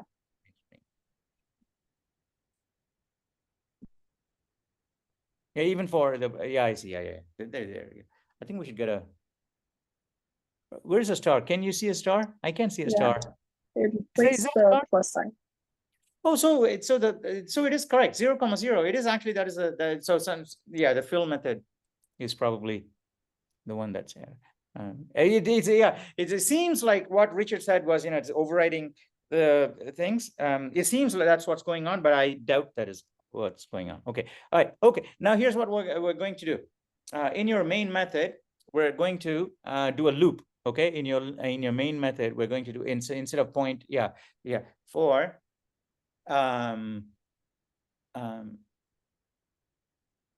give me 1 sec to think about this. Okay. All right. So, well, let's do a loop for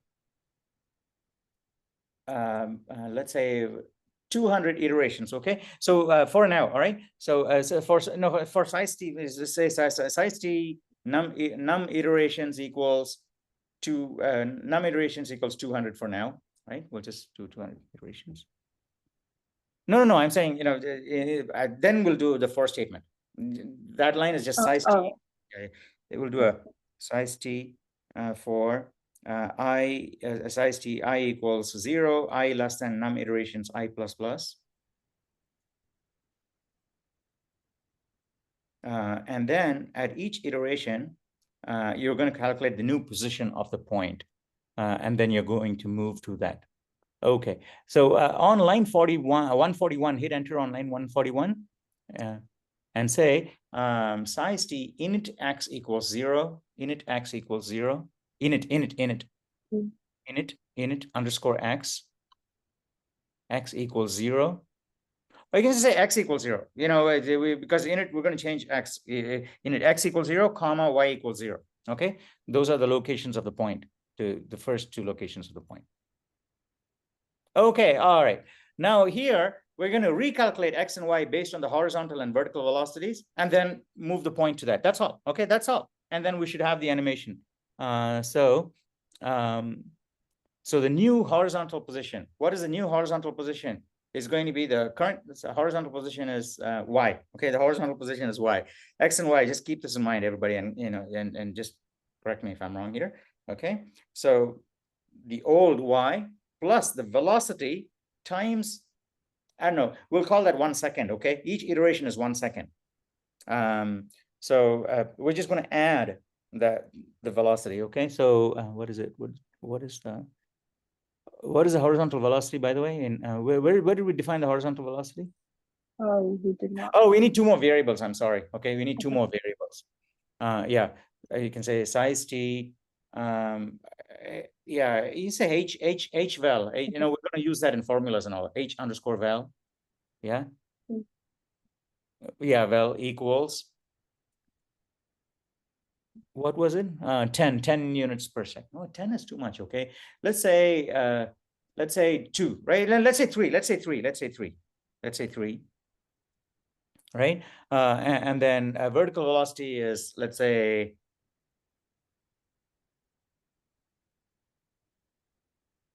vertical velocity, let's say 5. Okay, let's say vertical velocity is 5. Okay. Thank you so much for making those corrections also. All right. Okay. And so in our loop, we're going to say, in our for loop on line 147, we'll say size t new x equals x plus. How, do we need to do incrementally? Well, we can actually calculate that. Okay, we can say initial the time. What is the iteration variable? I times. It's basically the new x equals I times horizontal velocity. That's what we need. Okay, so what we're doing is each iteration is equal to 1 second for us. So the I is basically our duration, time t. What is the distance covered at a velocity v times velocity times the number of seconds is a distance covered. Yes, 5 meters per second times 2 seconds is 10 meters. That person has covered 10 meters at 5 meters per second, 2 seconds. You multiply the two, you get the total distance you've covered. Okay, so that's essentially what we're doing here. So size t new x equals x, I times h velocity. Okay, and then on the next line, you're going to say size t new y equals. Now here is the slightly more involved equation. And here what we're going to do is what is yeah I times vertical velocity minus half times, you know, say 0.5. Actually, we don't need the 0.5, okay? Minus gt squared. Okay, let's say what should be the acceleration here? Well, give me 1 sec. We have 3 and 5. Let's say the acceleration is it reduces by 0.5. Let's say it reduces by 1 pixel per second every second. So all right, so it's 1. Okay, so minus a times I squared. Okay, I'll tell you one thing, right? Right, minus a times I times I, a times I times I. Okay, now put a semicolon and go to the place where, you know, size t y equals 0. Go to that line on line 145 and hit enter, and say size t. No, I'm so sorry. It's under the velocities. You define the two velocities, right? On 136, go to line 136 and hit enter. Yeah, and say size t a equals -1. Okay, a equals -1 semicolon. All right, now put a comment on that line. It's a acceleration is 1 pixel per second downwards. Okay, acceleration is 1 pixel per second downwards. Okay, downwards. All right, and put an enter after that. Put an enter. So we got the 3 declarations. All right, now where we have minus, to turn that into a plus on line 150, because a is now negative. It'll take care of that. Now we did a bit of mathematical juggling here, but hopefully, having done, you know, high school math and so on before, I think it's a prerequisite for coming into this course. I hope what we did in terms of the mathematical juggling is fairly straightforward to all of you. If it is not, please let me know. Okay, saying, well, you know what, we did some programming and we did some math here, and it's a little confusing because, you know, physics and velocity and acceleration, I don't know how this works. Let me know, because it's very simple, can be explained. All we're doing here is that we're just using the standard formulas to calculate the distance a projectile has traveled. The horizontal distance is essentially horizontal velocity times the time it has been traveling, 5 seconds and seconds, right? Multiply the two, you get it. For vertical, you not only got the velocity, that linear component, velocity times the time, but you also got this other thing, the new thing that's going to come in, introduced by the acceleration, right? If you do the math part of it, which is actually very simple integration in calculus, okay, you'll find it's half gt squared. You know, g is the acceleration, or at squared. Okay, that's a parabolic component, and we ignore the half because it's all, you know, a fictional universe. So we got a half. Well, we got at squared. We got a t squared there. Yeah. Actually, in fact, you know, size t I equals 0 changes to size t t equals 0. So our formulas will also look nice. Yeah.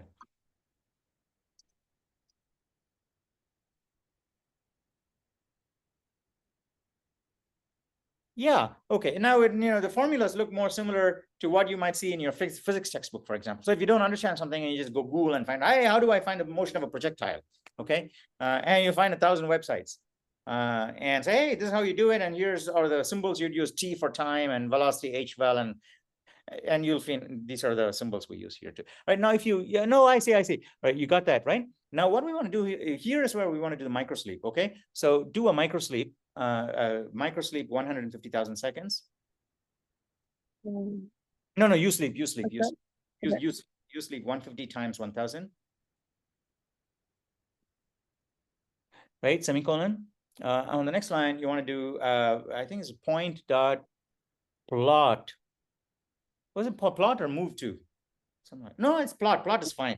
I think what will happen is that we see the star, but the old star won't be erased, and the new star will keep on getting. I think that's what we did, right? In plot, do we erase the old star? No,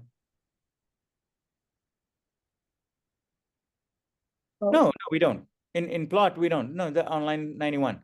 We just, you know, get given it and we plot it. Okay, that's fine. Okay. Also, you know, after we plot it, maybe we need to. We do a move. We do move. Yeah, that's okay. We do erase the old star because we do a move in plot. We do erase the old star. So I think you need a u sleep. Okay, u sleep, and then a plot to new x comma new y. No, I think, screen, and then, in fact, we don't need the old x and y variables at all. Oh, I see. The original X, I see. X. Maybe we should call them differently. You know, we should call them, yeah. New X. I'm trying to see if we can just get rid of that new X name. I think we just need X and Y. X equals. Oh, I see. Yeah, I see. Okay. So where you say, 146 on line 146, change that X to init X, not X. Okay, init X, init X, init X, init Y on the next line. And now you can say, here you can say, instead of new X and Y, new Y, you can say X and Y. No, you need size T though. You need size T.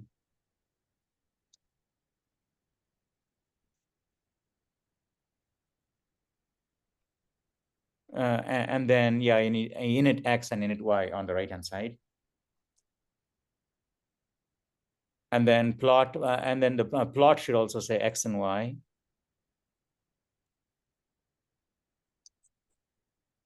Now this moves the line, moves the star. We should actually see the star moving on screen now, right? So if you run it now, we should be able to see the star moving on screen, and it should move in a parabolic way. Let's see if it happens like that. Why? Oh no! Why is this? Why is uSleep not working? Yeah. Hash include UNISTD.h. We're not even using vectors and all. We just have one include file. That's so cool. All right, run it. It's about 150 lines. It's slightly longer than the usual programs we code. Okay, all right, okay. So it does work. It does work. Okay, all right. You can stop it now. You can stop it now. All right, now, all right. Now, here there are a few things that we need to. These very simple things that we need to fix, and we're, all right. Yeah, we got like 7 minutes more. We continue to play around with, until the end of class, because we're almost there. So now we saw that the star was printed, and we can see the motion. But what happens is that after it got the bottom, right, with negative lines, it continued to print, and that's what we're trying to avoid. So what we should do is in your main, yeah, on line line 154, hit enter. 154. Oh no, actually we should go after before the uSleep. Actually, go. Yeah. Get rid of those two lines and just before the uSleep. No, before the uSleep. Yeah, right. Now, yeah, hit enter and say if X greater than screen dot. Well, for now, let's just say X. No, one sec. Okay. Yeah, if X greater than screen dot what is it? We got the left we got the left and right and all, right? Well, do we have the screen dimensions in main, by the way? I'm sorry. I think we do. Yeah, num rows, num columns. Okay, let's say if X greater than 20, if X greater than X is if X greater than 120 for now, we'll just hard code it for now, whatever that thing is. If X greater than num calls, if X greater than num calls, if X greater than num calls, or if Y greater than num rows, you can end the game right there, right? So yeah, curly brace. No, curly brace. Oh, you want to do a break and then you can break. Yeah, I think that's a better thing to do. What you did was better. Just do a break, right? And get rid of the curly braces now. We don't need. Yeah, that's nicer. Okay, now go to the place outside of the forest. Yeah, there. Yeah, enter, and enter one more time and say see out. Projectile landed. Okay, a projectile hit something. Projectile hit something. Oh, should be see out? No, I think it should be say at. Let's do say at. Say at, and then num rows plus 4. Num rows plus 4.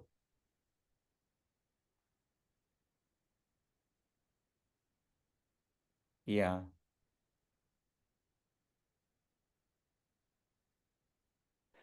Yeah, run it now. Also, let's change the velocities because now we got a better feel. Okay, so change the horizontal velocity to 5 and the vertical velocity to 3. Vertical velocity to 3. No, 3. Then it'll start getting negative too soon. change the vertical velocity to 5 and the horizontal velocity to, let's say 10. And then the U sleep was also too fast. Make that 250 instead of 150.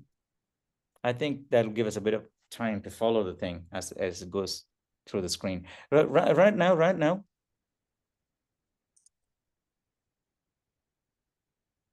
Okay, you can see we're getting somewhere. Okay, we're getting somewhere. But the goal here is that, you know, in case we run out of time, this is the goal. You guys should do it, and I think it's totally feasible. Okay, where it says a horizontal velocity, that is going to be a prompt. Okay, you move to that place, see out or say at, and then do a prompt saying, get it from the user,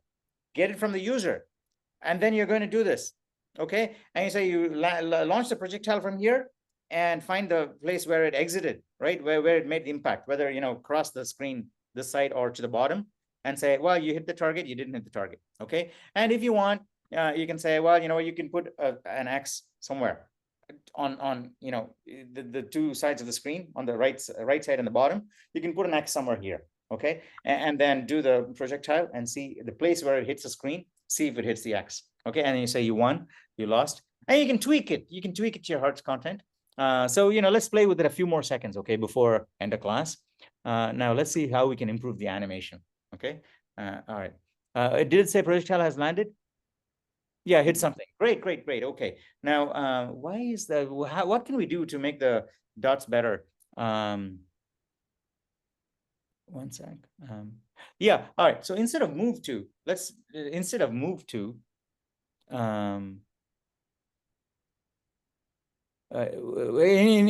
your plot, I'm sorry, in your plot method, in your plot method, instead of move to, just say point dot,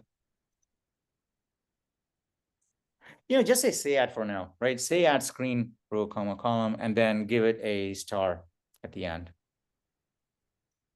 I think you need a, yeah, screen dot say at, and give it a star. Right, so these changes that, you know, Tuxoyan is doing, so someone who's just started coding, you know, or even question number 6, you got to get more familiar, in the sense, you know, she just did it really quickly. You know, move the screen from a parameter to the you know, object on which it is being called, saying, hey, it's not now got to be passed, it's got to be called on, and so on. That only comes with a little bit of practice. Okay, and all it takes is just practice. You just have to be practicing on an object-oriented language for a little while, especially if you've been a programmer, you know, like me or Richard, or who've been programming in C or Fortran and languages like that, which are not object-oriented. You need to consciously set some time apart to say, well, you know what, I know how to do the procedural programming, but I'm going to do like 2 hours a day or 1 hour a day of just, you know, something I already know how to do in ordinary C, or something else. I'm going to do it in C++ just for the heck of it, right? Even though it's different, even though they're both not, you don't get any runtime efficiencies just by translating from one to the other. You're just going to do it as a rite of passage. And what generally you tend to find is that what she just did now, I had to call it out. And if I hadn't called out, I'm pretty sure that 50% of the class would have just missed it, saying, well, you know what, that went from a parameter to being a thing that was called, and this got erased here automatically. And that has to be less, well, initially, it has to be more, you know, you got to follow these things. It's got to become more unconscious, subconscious, but when you follow these things, it'll be more. Well, did that make sense anyway? Okay, because those are C++y things we're starting to get into after week 6, and they have got to become second nature. Especially if you're going to be doing, you know, question number 6 and 7, which, you know, have methods and things that are called on objects. So the last 4 lectures, we've focused on methods and objects and so on. So do practice all of them. This code anyway, we've got it working. Every one of you should try. And every time I say this, you know, only a few of you actually go ahead and do this before the end of this week. I want to see a full-fledged game developed by at least 4 or 5 of you, right? Separately, maybe the same thing, doesn't matter. Okay, maybe even, you know, I took that code and just changed a comment to make it look better. That's fine too. Okay, it just means that you took that code, you read through it, understood it, and made a change. Okay, but at least 5 of you should do it. Make a game that says, well, you know, I've done everything. I've got the screen. I've put a cross or something on the right corner. Okay, now I'm going to let the user select the horizontal and vertical velocity and fire. Okay, and I'm going to chart the projectile. Star. All right, it's hit the, you know, it hit something, but it didn't hit the target. Okay, that's all you got to print at the end. So we got everything in place for you to complete the game. Yes or no? Right? Thumbs up if you think that you got everything in place to complete the game if we don't manage to complete it in today, right? So give me a thumbs up if you think you have everything in place to complete a version of this game later on before the end of this week. Nobody give me a thumbs up. So nobody can. Well, if not, it's okay. We'll do it next class, before we do more stuff. But I'm hoping that you get to do it before Tuesday. Okay. So anyway, let's go to this thing and let's try and play with the animation a bit more. Did you run it now and we see? Did we see what happened? What did we want to see? We want to get the better animation.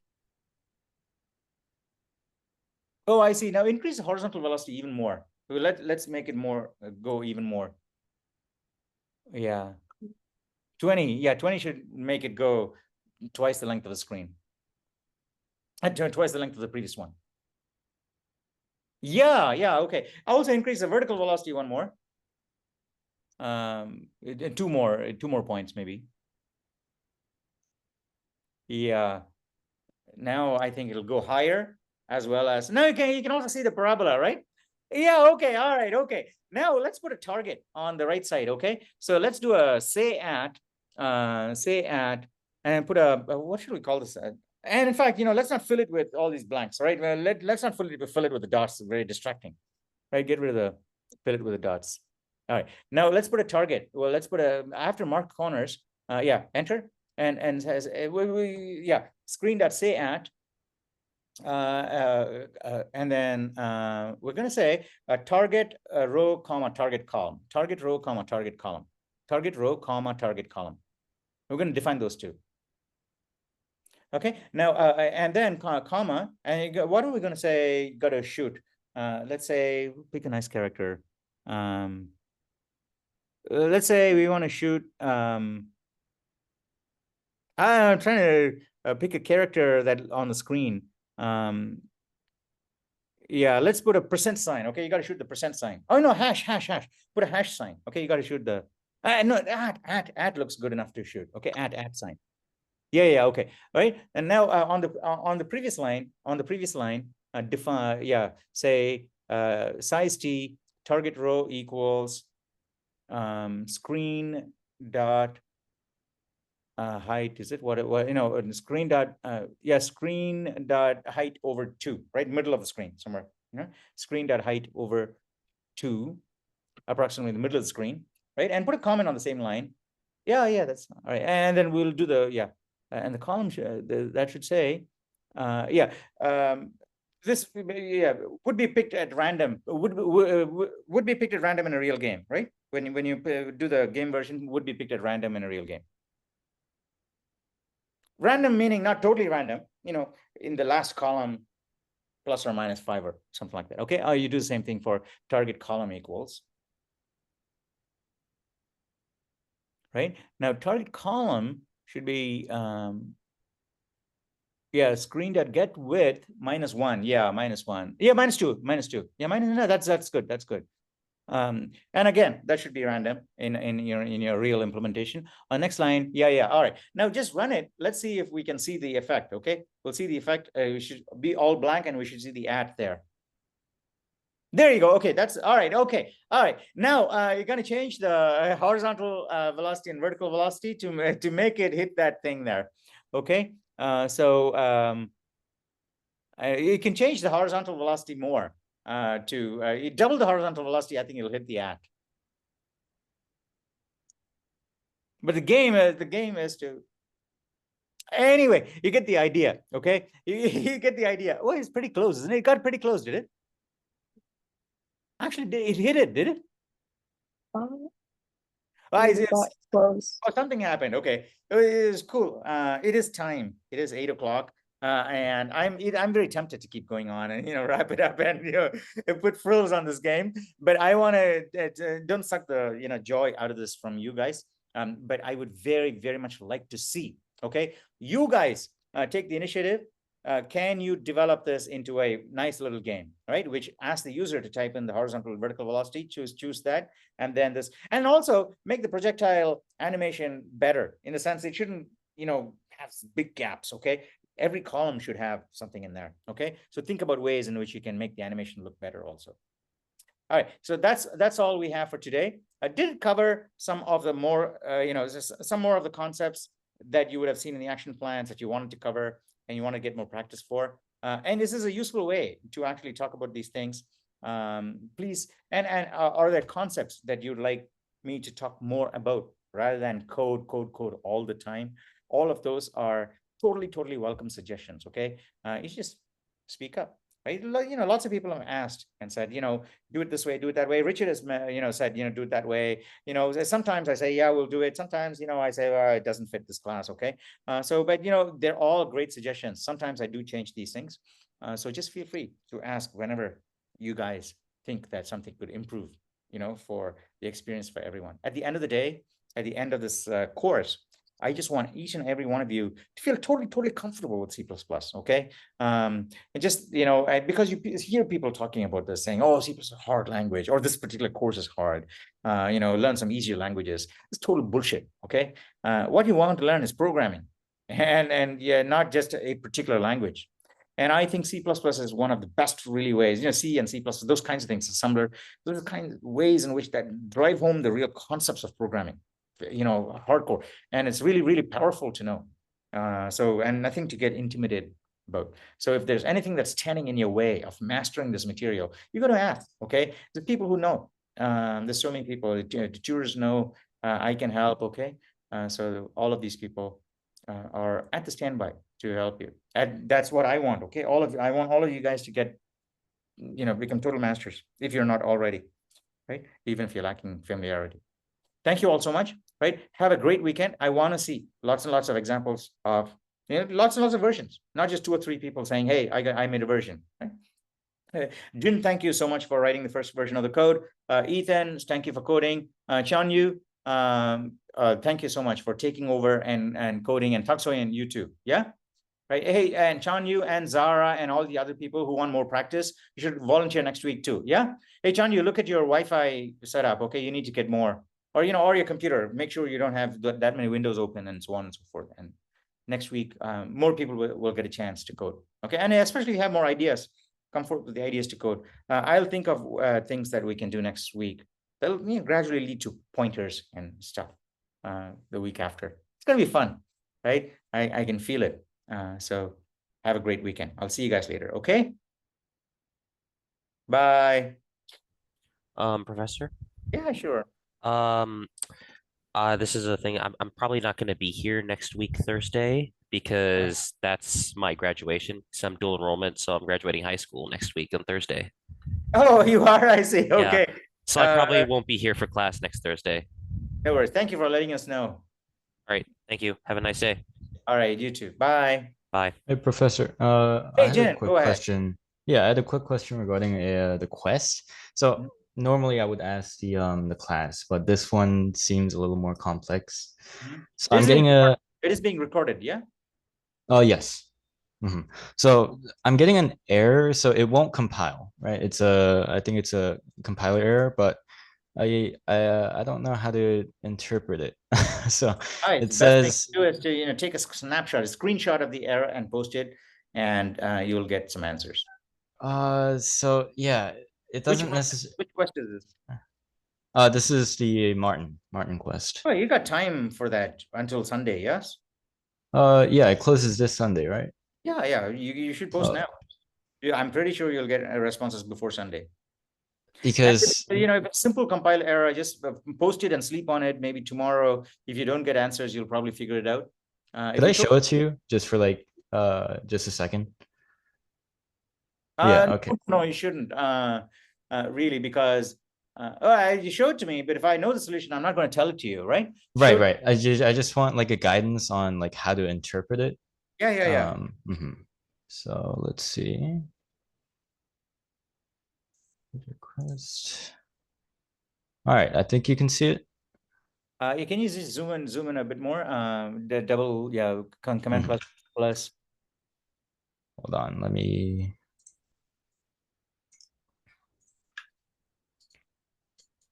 Is this a Mac? Yeah. One more. Yeah. No, it's a Windows. Windows, I'm getting an algorithm, I think. The algorithm header, the hashtag. Yeah, let me take a look.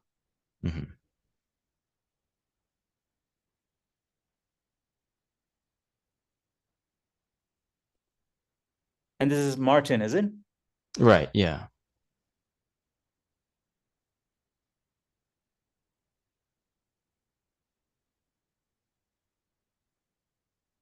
Are you using find anywhere in your code? Yes, I am. I'm using find. Yeah. Oh, why would you use find? I think I'm using it for my I think is it? No, I'm using it for my linear search, I think. Hmm? It's either my linear search or so like no. search by name or ID. Yeah, you shouldn't use find. You should write your own find. You should write, Oh, you know, if since it's linear search, you got to yeah. search, right? You got to Uh-huh. find. I think it's find by ID linear, find by ID bin, right? There's no find method, but there's a system find method, but you shouldn't Right, use. that's a oh, I shouldn't be using it. Okay. Yeah, no, since it was included under the algorithm header or like that sort Oh, of no. class, I just assumed I could use it, but In fact, okay. you should post that error, okay? Maybe if other people are getting it also, and Yeah. you can Mhm. say, you know, I checked with the prof on this, and after you resolve the error, don't post yet. After you resolve, Right. you post the screenshot that you have, Mhm. saying got this error, but you know, and then I fixed it, and this is it, and this is what you should do. Don't use the system find or things like that. All right. Awesome. Thank Yeah. you. All Mhm. right. See you Yeah. later. Yep.